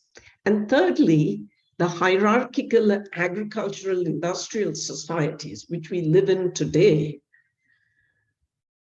And they make this point about three periods in order to make the point about our needs, our desires, and our behaviors as being socially malleable. They put together a wide range of anthropological, ethnographic, psychological, and epigenetic studies and evidence to argue not only that socioeconomic inequality is bad for our physical health and well-being, but that it is bad for our mental health through a number of pathways, chief among them being stress levels. Now, let me emphasize something here, which is also very much a point of their work and it's a point of my work. We're not talking just about absolute levels of deprivation.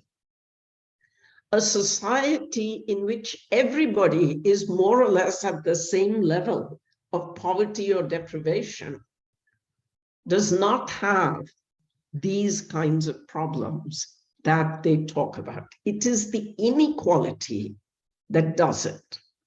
And some of their evidence is fascinating. For instance, apparently women in more unequal societies prefer more masculinized faces.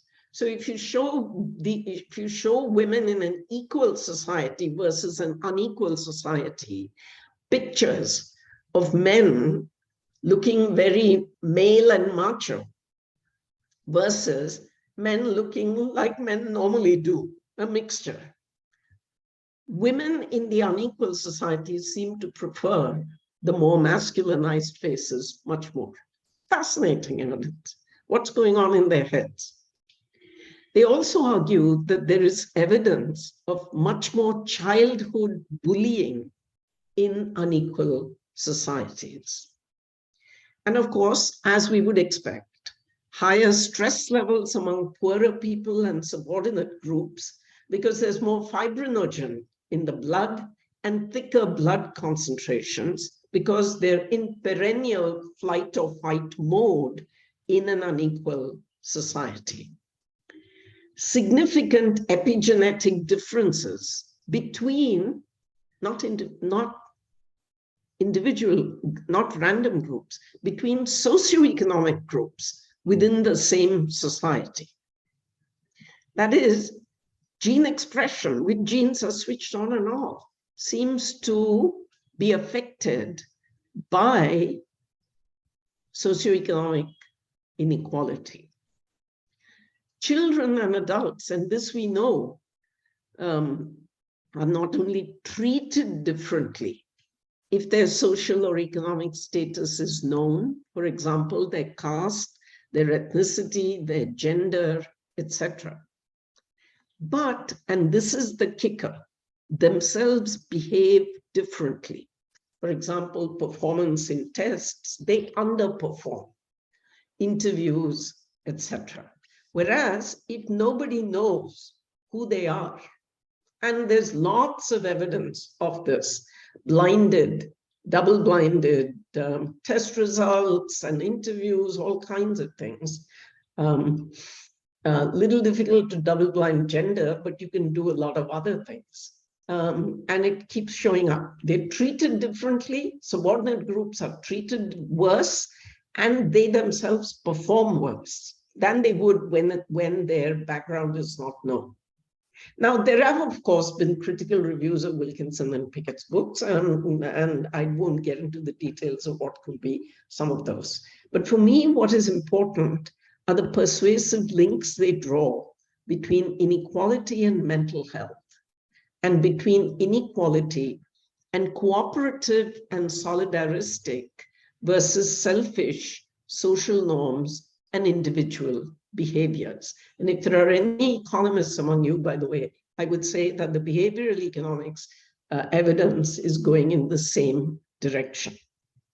Now, in the rest of what I'm going to say, I'm going to build on a couple of other talks I've given recently. The Yusuf Hamid lecture that I gave in 2020 called "Is Inequality Toxic for Public Health Agendas?" A recent talk at PHFI colloquium called "Inequality as a Social Determinant of Health," and a lecture on inequality that I gave at the Institute of Public Health in Bangalore. I'm saying this so that people who may have attended any one of those would know that I'm really trying to build off of those. I'm intending to extend those in the direction of mental health. Now, there are three manifestations broadly of health inequality that we know. Health outcomes in both physical and mental health, differential vulnerability and risks due to social determinants of health, and inequality in access and affordability of preventive, promotive, curative, restorative health services. Now, I argue, and I believe there are 5 evidence clusters for the relationship, 5 clusters of evidence for the relationship between health and inequality. And this is both physical and mental health. And you'll see where the mental health comes in. So the first cluster is the type of inequality that we're all very familiar with. economic and wealth inequalities. So there's a large body of evidence, as we know, in both high income and low and middle income countries on the health impacts. That is, health impacts, not gradients, not just threshold levels, as Michael Marmot pointed out long ago, on the impact of income and wealth inequalities. Wilkinson and Pickett's stress, fibrinogen, and the links to depressive disorder evidence suggests that it's inequality, not absolute poverty, or absolutely either in terms of income or wealth, that is to blame. In India, for instance, this income and wealth inequality has gone through the roof in recent decades. From 1961 to 2020, the wealth share of the bottom 50% fell from about 12% to about 6%, while the top 10% went from 43 to 64%, and the top 1% went from 12% to 32%. And this, of course, has happened since the globalization, liberalization revolution of 1991 onwards. The critical questions this raises for us, given particularly what is being said about the relationship between inequality, stress, and depressive disorders, is what do these significant increases over the last couple of decades in income and wealth inequalities across the globe and in India imply for mental health outcomes? What does this mean in terms of vulnerability and exposure to ill health causing factors? And what, if anything, does it mean for access and affordability of health services? Or are we covering ourselves in a rhetoric of programs to strengthen the so-called human rights basis of health? And actually, it's like the proverbial mop that is trying to mop up the flood released by the inequality taps that are wide open. The second cluster of evidence is about social inequalities. And this is where a lot of my own work has been, particularly, or it's been actually between the intersections between social inequalities and economic inequalities. These are group-based inequalities, whether of gender or of caste or of race and ethnicity, of religion, of disability, of migrant or refugee status, of geography, sexual orientation, gender identity, and the intersections among them, and economic inequality. Many of these group social inequalities, as we are painfully aware in India, with both caste and gender and increasingly religion, are actually due to a society's what we may call original sins. These inequalities are the persistent hardy perennials that are extremely slow to change. And they result in a range of phenomena that affect health: discrimination, othering, stigma, explicit and implicit biases of different kinds, as well as physical, mental, and sexual abuse, and violence and fear of violence. As Wilkinson and Pickett said, there's more evidence of childhood bullying in more unequal societies. And now we have a 2018 study by you in 122 countries using GBD, Global Burden of Disease data, whatever one thinks about GBD data, that found significant associations between gender disparities in depressive disorders and socioeconomic measures of gender inequality. The effects on health due to social inequality, are they different from additive, multiplicative, intersecting from the effects of wealth and income inequalities? Secondly, the consequences here include, among other things, exclusion, discrimination, and non-recognition of the health problems of groups that are at the lower end of social hierarchies.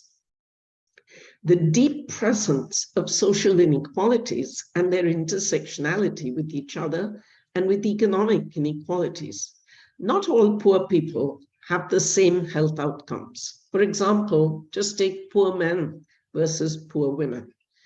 An intersectional lens raises a plethora of new questions and concepts, like the leveraging issue that I raised right at the start.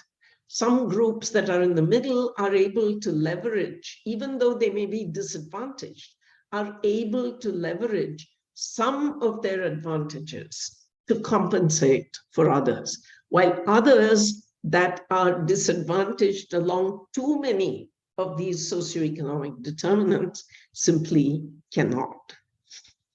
The third cluster of evidence is about status inequalities as different from social inequalities. And this comes from the work of social epidemiologists, the imbalances between life challenges and capabilities, the wear and tear of unfulfilled aspirations relative to others, chronic stress, again, frustration, anger, anxiety, social pain of exclusion, which engages, by the way, the same parts of the brain as physical pain. And this manifests in both kinds of things, in resistance to oppression, but it also manifests in millenarian groups, othering, blaming others for your own situation, feeling superior, whether it is by race or religion or ethnicity, and a range of ways in which social factors can end up affecting population health. And during COVID-19, we've of course seen many of these. The fourth cluster is what comes from psychoneuroendocrinological processes. This is the fourth cluster of evidence.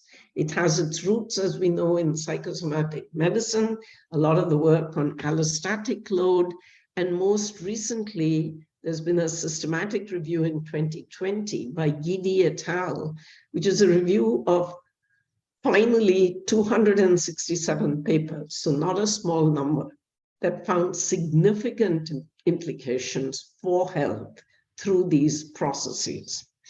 Chronic stress alters the regulation of the endocrine system, as those of you who are doctors know better than I. In altering the way in which the various glands, the hypothalamus, the pituitary, adrenal gland pathways work together, it can lead to hypercortisolism in the system, which then has an impact on nerve endings and so on.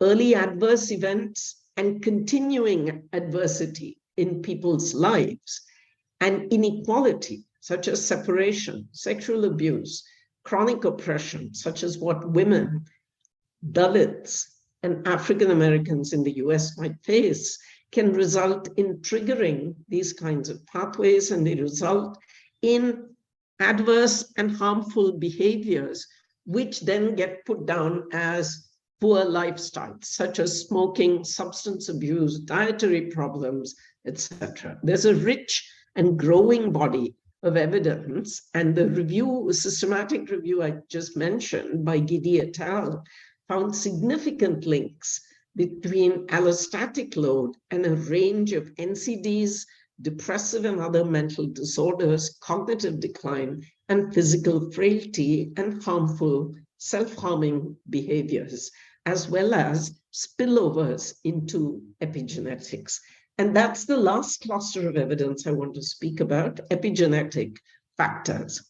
These changes, epigenetics, as again, you know, are changes that are due not to changes in the genetic code. And this is extremely important for what the countering imperialism focus for today, but changes in the way in which genes are expressed. That is which genes are turned on and off. Poor diet, undernutrition, living and working in toxic environments, but also stressed lifestyles, stressors coming from the workplace, social stresses of different forms of gender, caste, ethnic, other forms of inequality and power, can all lead not just to ill health through direct exposures, but also through epigenetics, affect the child in the womb, or transgenerational effects by affecting the oocytes in the fetal ovaries themselves. Emerging research tells us that these effects can go across multiple generations, and that epigenetics means that there are risks for cognitive disorders, diabetes, cancers, etc., can be transmitted in this way. Early childhood social experiences and inequality may trigger changes in gene expression. There are significant epigenetic differences between socioeconomic groups. And interestingly, however, animal studies suggest that altruistic behavior, and I suppose selfish behavior also, can become genetically expressed. That is, there may be a selfish or an altruism and solidarity gene that gets turned on and off. I mean, that's a crude rendering, but I'll come back to that issue in a bit.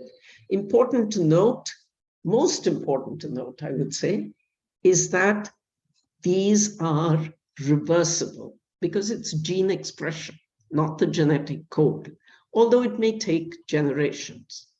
Selfishness and lack of solidarity may not be completely who we as humans are. So the conclusions from the evidence clusters quickly. First, inequality casts a very long shadow within societies and over time on physical and mental health and well-being. Second, economic inequality is only the tip of the iceberg, although it's a mountain-sized tip, I admit. But I insist that it is only the tip of the iceberg. Just give me a minute and just get a sip of water.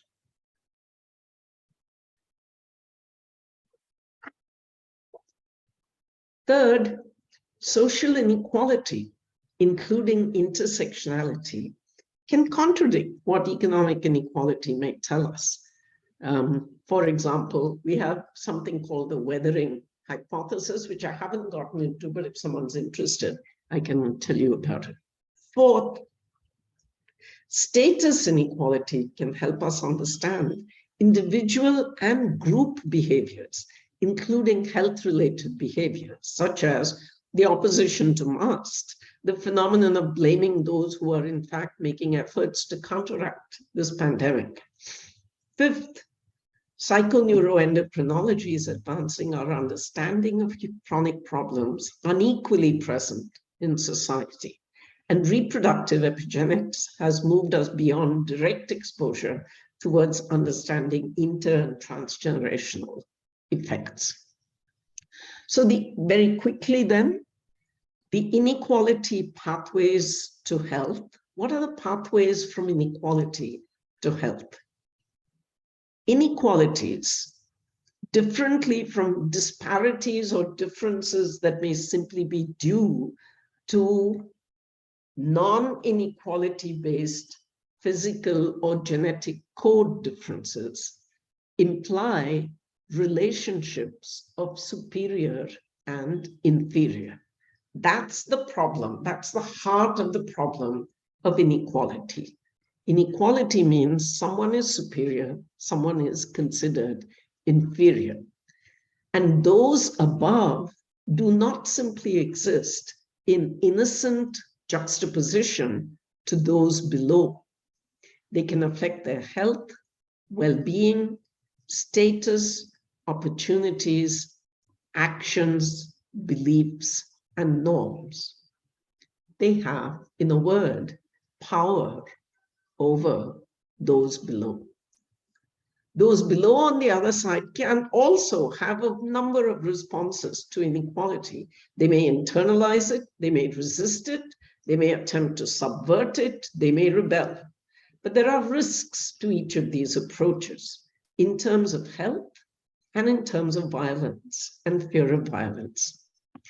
The burgeoning evidence tells us that inequality generates particular forms, norms, and behaviors towards others and oneself that affect health, selfishness versus solidarity, problematic and aggressive, some would say toxic masculinity, depression, physical and mental health, in addition to the standard health measures of illness or wellness. Inequality also affects the context of laws, policies, institutions, and finance through the pathway of greater or lesser solidarity among groups. Greater inequality often means lower solidarity, less interest in those who are worse off, blaming the victims, less willingness to support or finance policy or taxation or other changes, or regulatory changes. The inimical effect of inequality on a society's levels of solidarity is possibly the deepest and most wide-ranging of its policy effects, and one of the biggest challenges for people's health. Countering imperialism means, therefore, challenging the disciplinary barriers that focus excessively on individuals, refusing to recognize that socioeconomic inequality fundamentally affects both physical and mental health. But let me end on a positive note. The positive note from all this is that there is nothing unchangeably natural about selfishness, as neoclassical economics and a whole bunch of social science and other disciplines, including in health, would have us believe. In fact, reducing inequality appears to release what we may call pro-social values and behaviors with positive effects on both physical and mental health across the life course. Thank you for your patience and for listening. Thank you, Geeta, for that enlightening talk. It's been a tour de force, I mean, despite the fact that you're unwell. But may I request you to put on a video? Can we just test it now so that it just helps us with some interaction, if it's all right with you? You know, I'm going to have to do one thing, if you can give me 2 minutes, because I think something happened to the connection. Sure. I'm going to go out and come back in again. That'll take me 2 minutes, and you can maybe collect questions. Sure. While you do that, I'll just get some questions from the audience. Let me do that. Great. So while Geeta does that, I don't see any questions either in the chat or the question answer window. If anyone would like to either type in your question or raise your hand so that we can get you in and you can ask your question directly.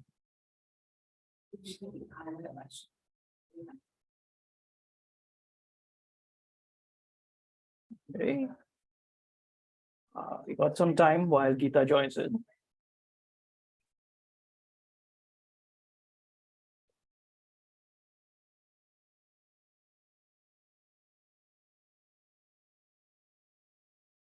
The questions? Everyone has had a long day, it's tired.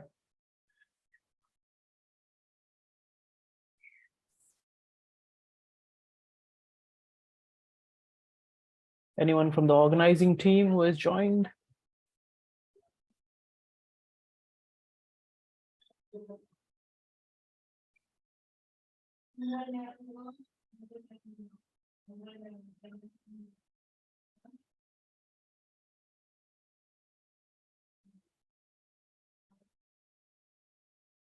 Okay, that's a smart response, Amitra. It was an excellent talk, but we are more in a reflective mode.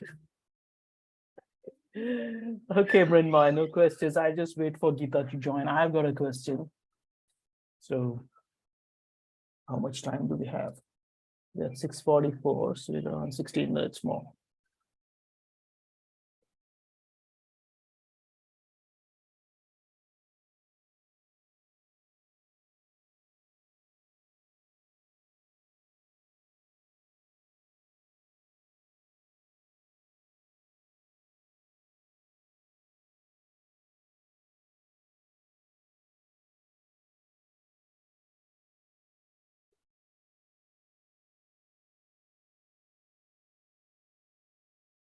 Okay, we have Geeta back.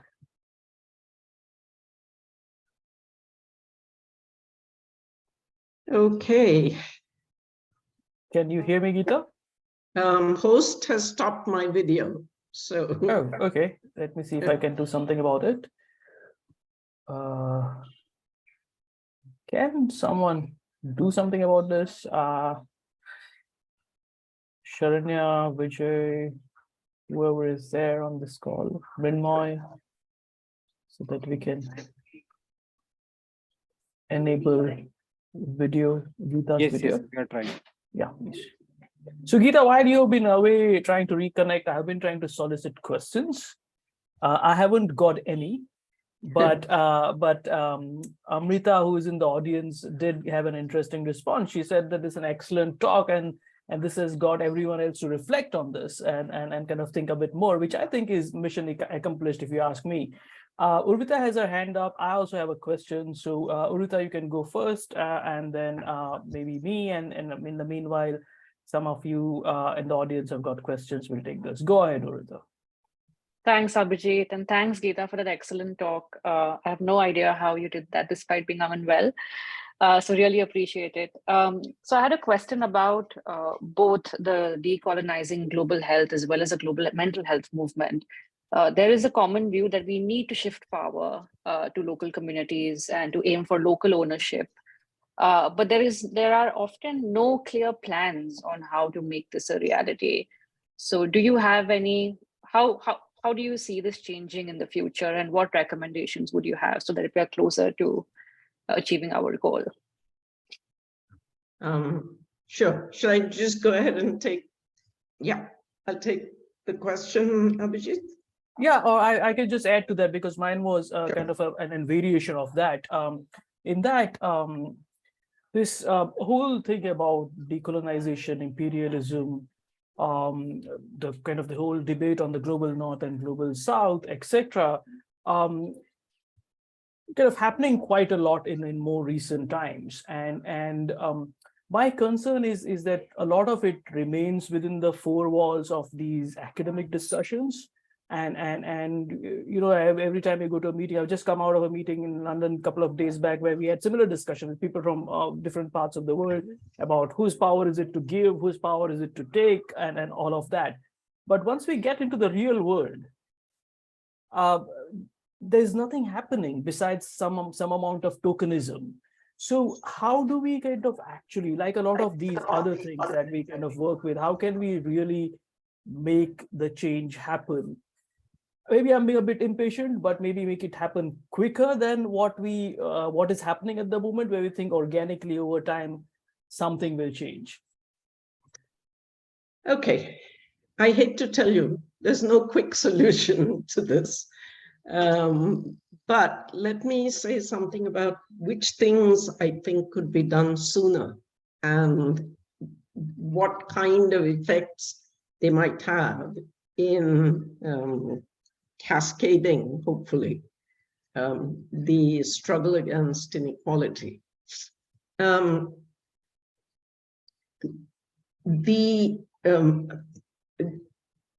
think, and if you remember right at the start of my talk, I talked about some of the things that we actually have a lot of evidence for, which is about panels and committees and, you know, the 1090 research problem, you know, all of those kinds of things.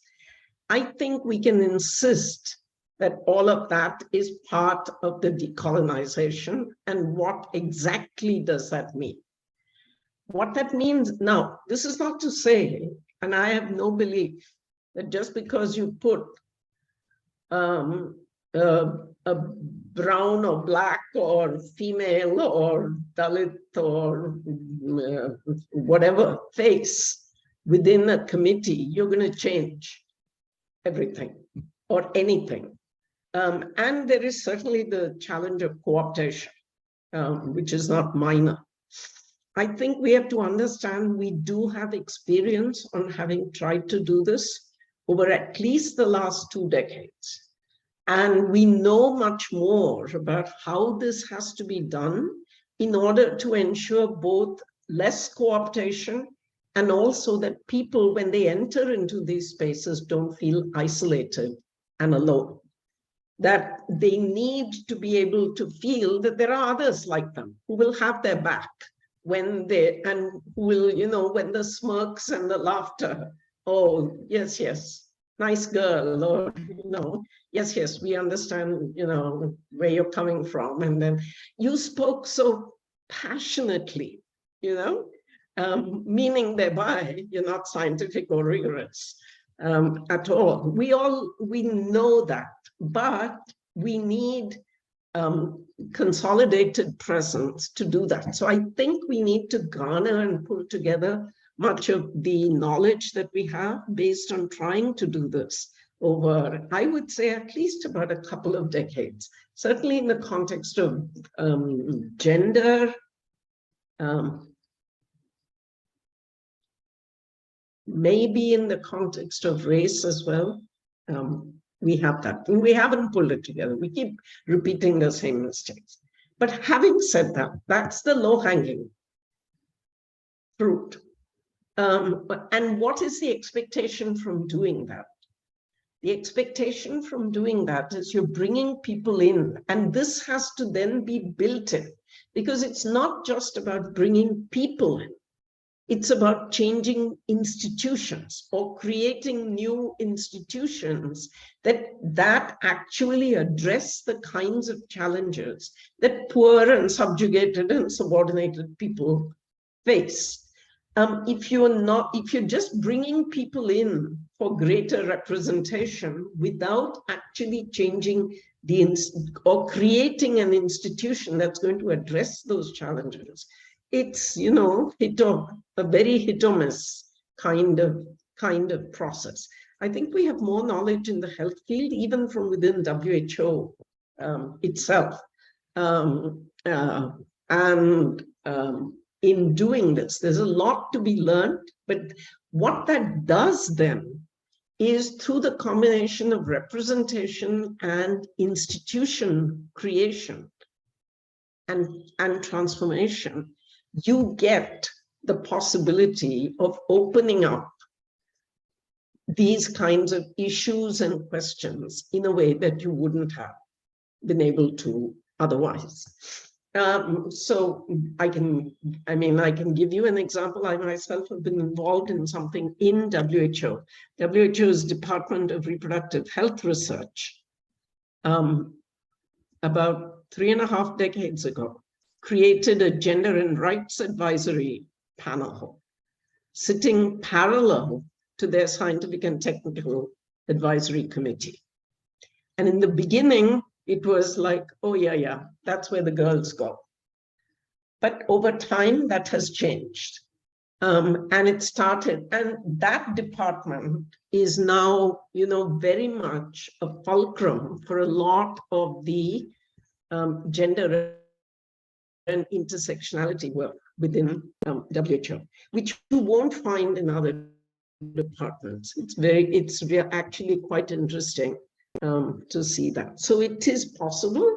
It may take, but a couple of decades to come to fruition, but it can come faster if we learn from our experience. The side that's much more difficult is getting at the research.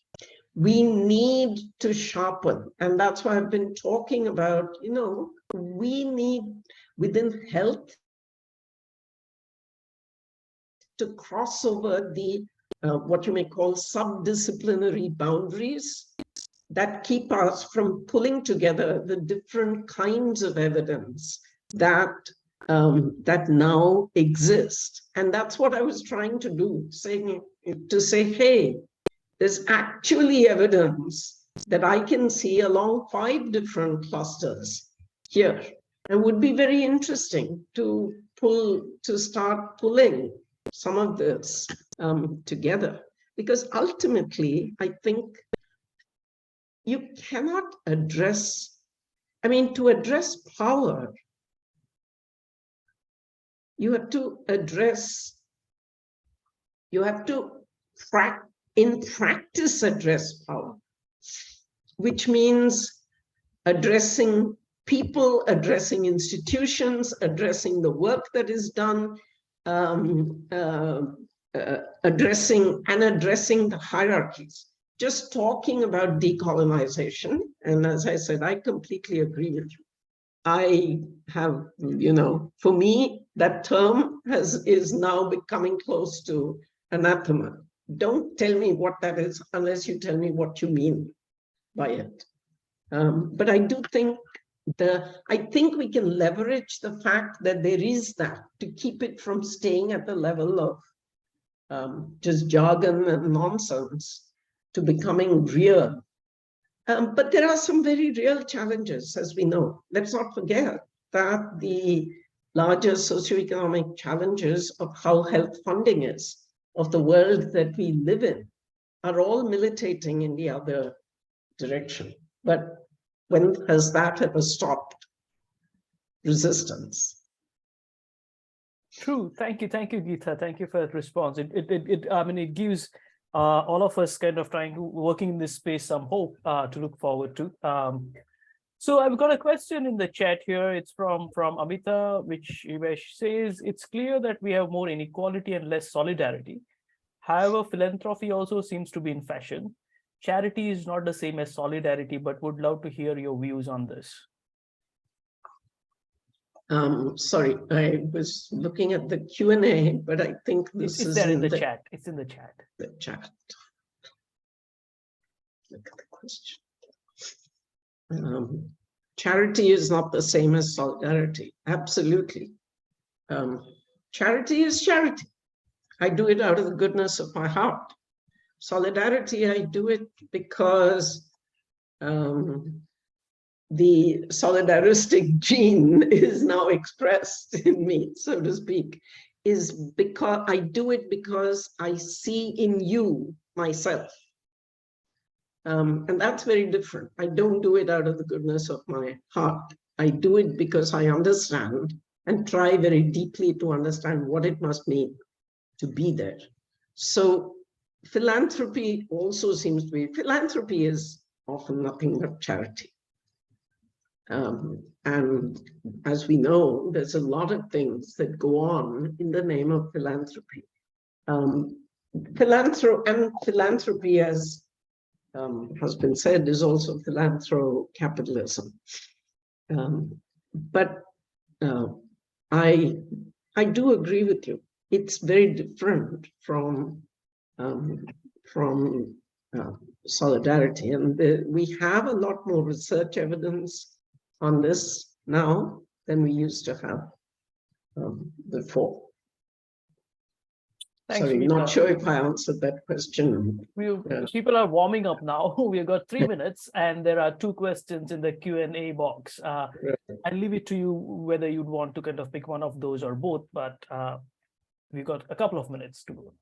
Yeah, okay. So actually, I see 3 questions. One from Amar. The rise of polarization internationally and in India, also rise of fascism. How do they relate to the inequities and the physical and mental health? Okay, I think that the connections are pretty clear, and that's what I was trying to say. I think there is increasing evidence that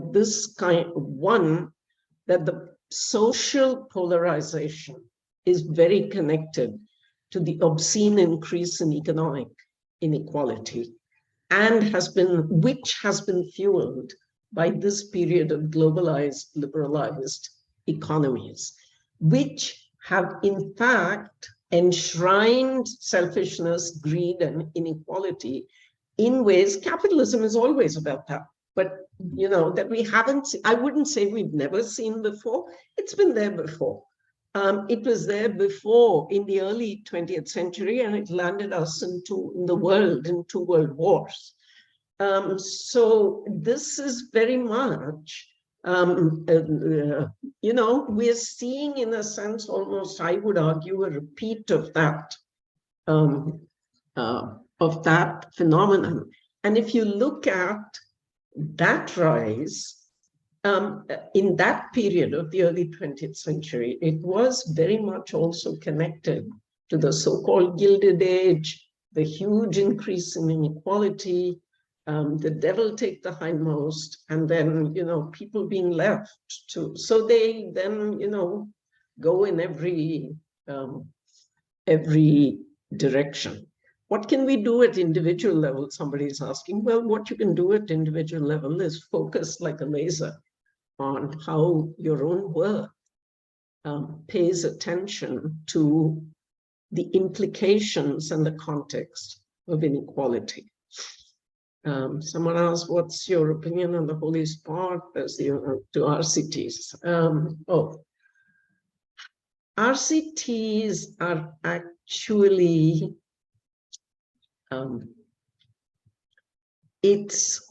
that requires a whole other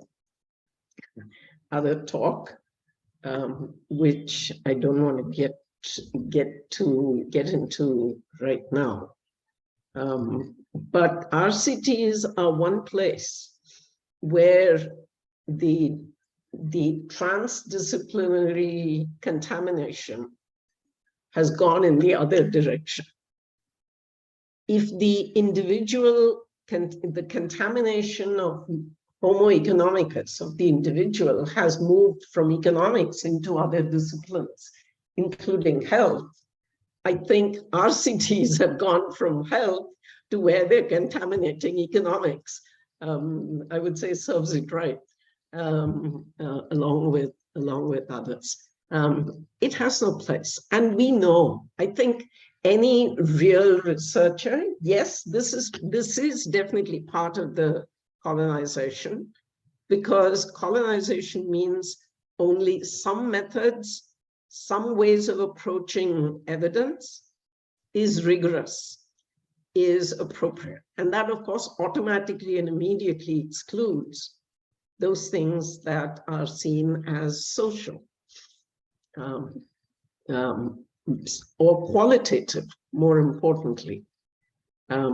And everything gets put into if everything gets put into the RCT box, I don't have anything against RCTs, obviously, within a certain limited frame, particularly of testing, testing new drugs. I wouldn't want it done, particularly any other way at this point. But in terms of efficacy and safety, but surely it has to be tested.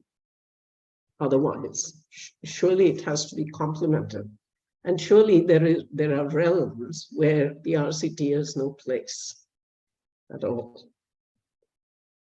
Great. Thank you very much, Geeta. We have overshot our time by a couple of minutes, but I think it was really worth it. And we'd actually lost a few minutes with regards to kind of technical difficulties. So once again, thank you very much for joining us and for this wonderful talk and kind of waiting beyond the time to respond to some of the queries. We look forward to more conversations like this because, as I said, people are warming up now, but unfortunately, we can't kind of go on with the conversation. And there's lots to be discussed and lots to be said around this very, very important issue. But thank you very much once again. We keep saying this. Thank you for joining us despite being unwell. But we truly, truly appreciate the fact that you really made an effort to kind of.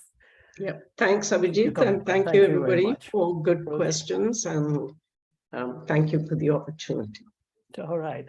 I just need to see a few words to those who have stuck on beyond the time and who have been with us through the whole day. It's been a wonderful day.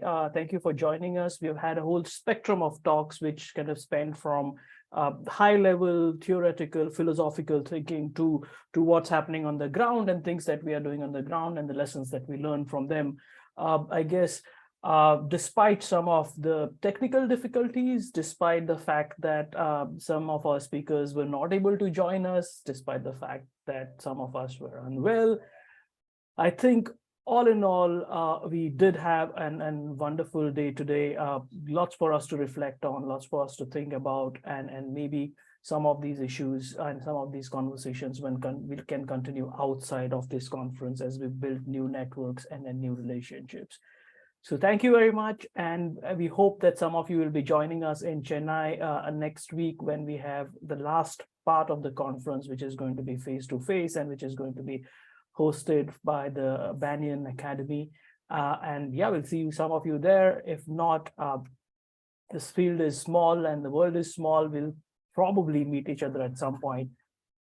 Thank you and have a nice evening. Bye-bye.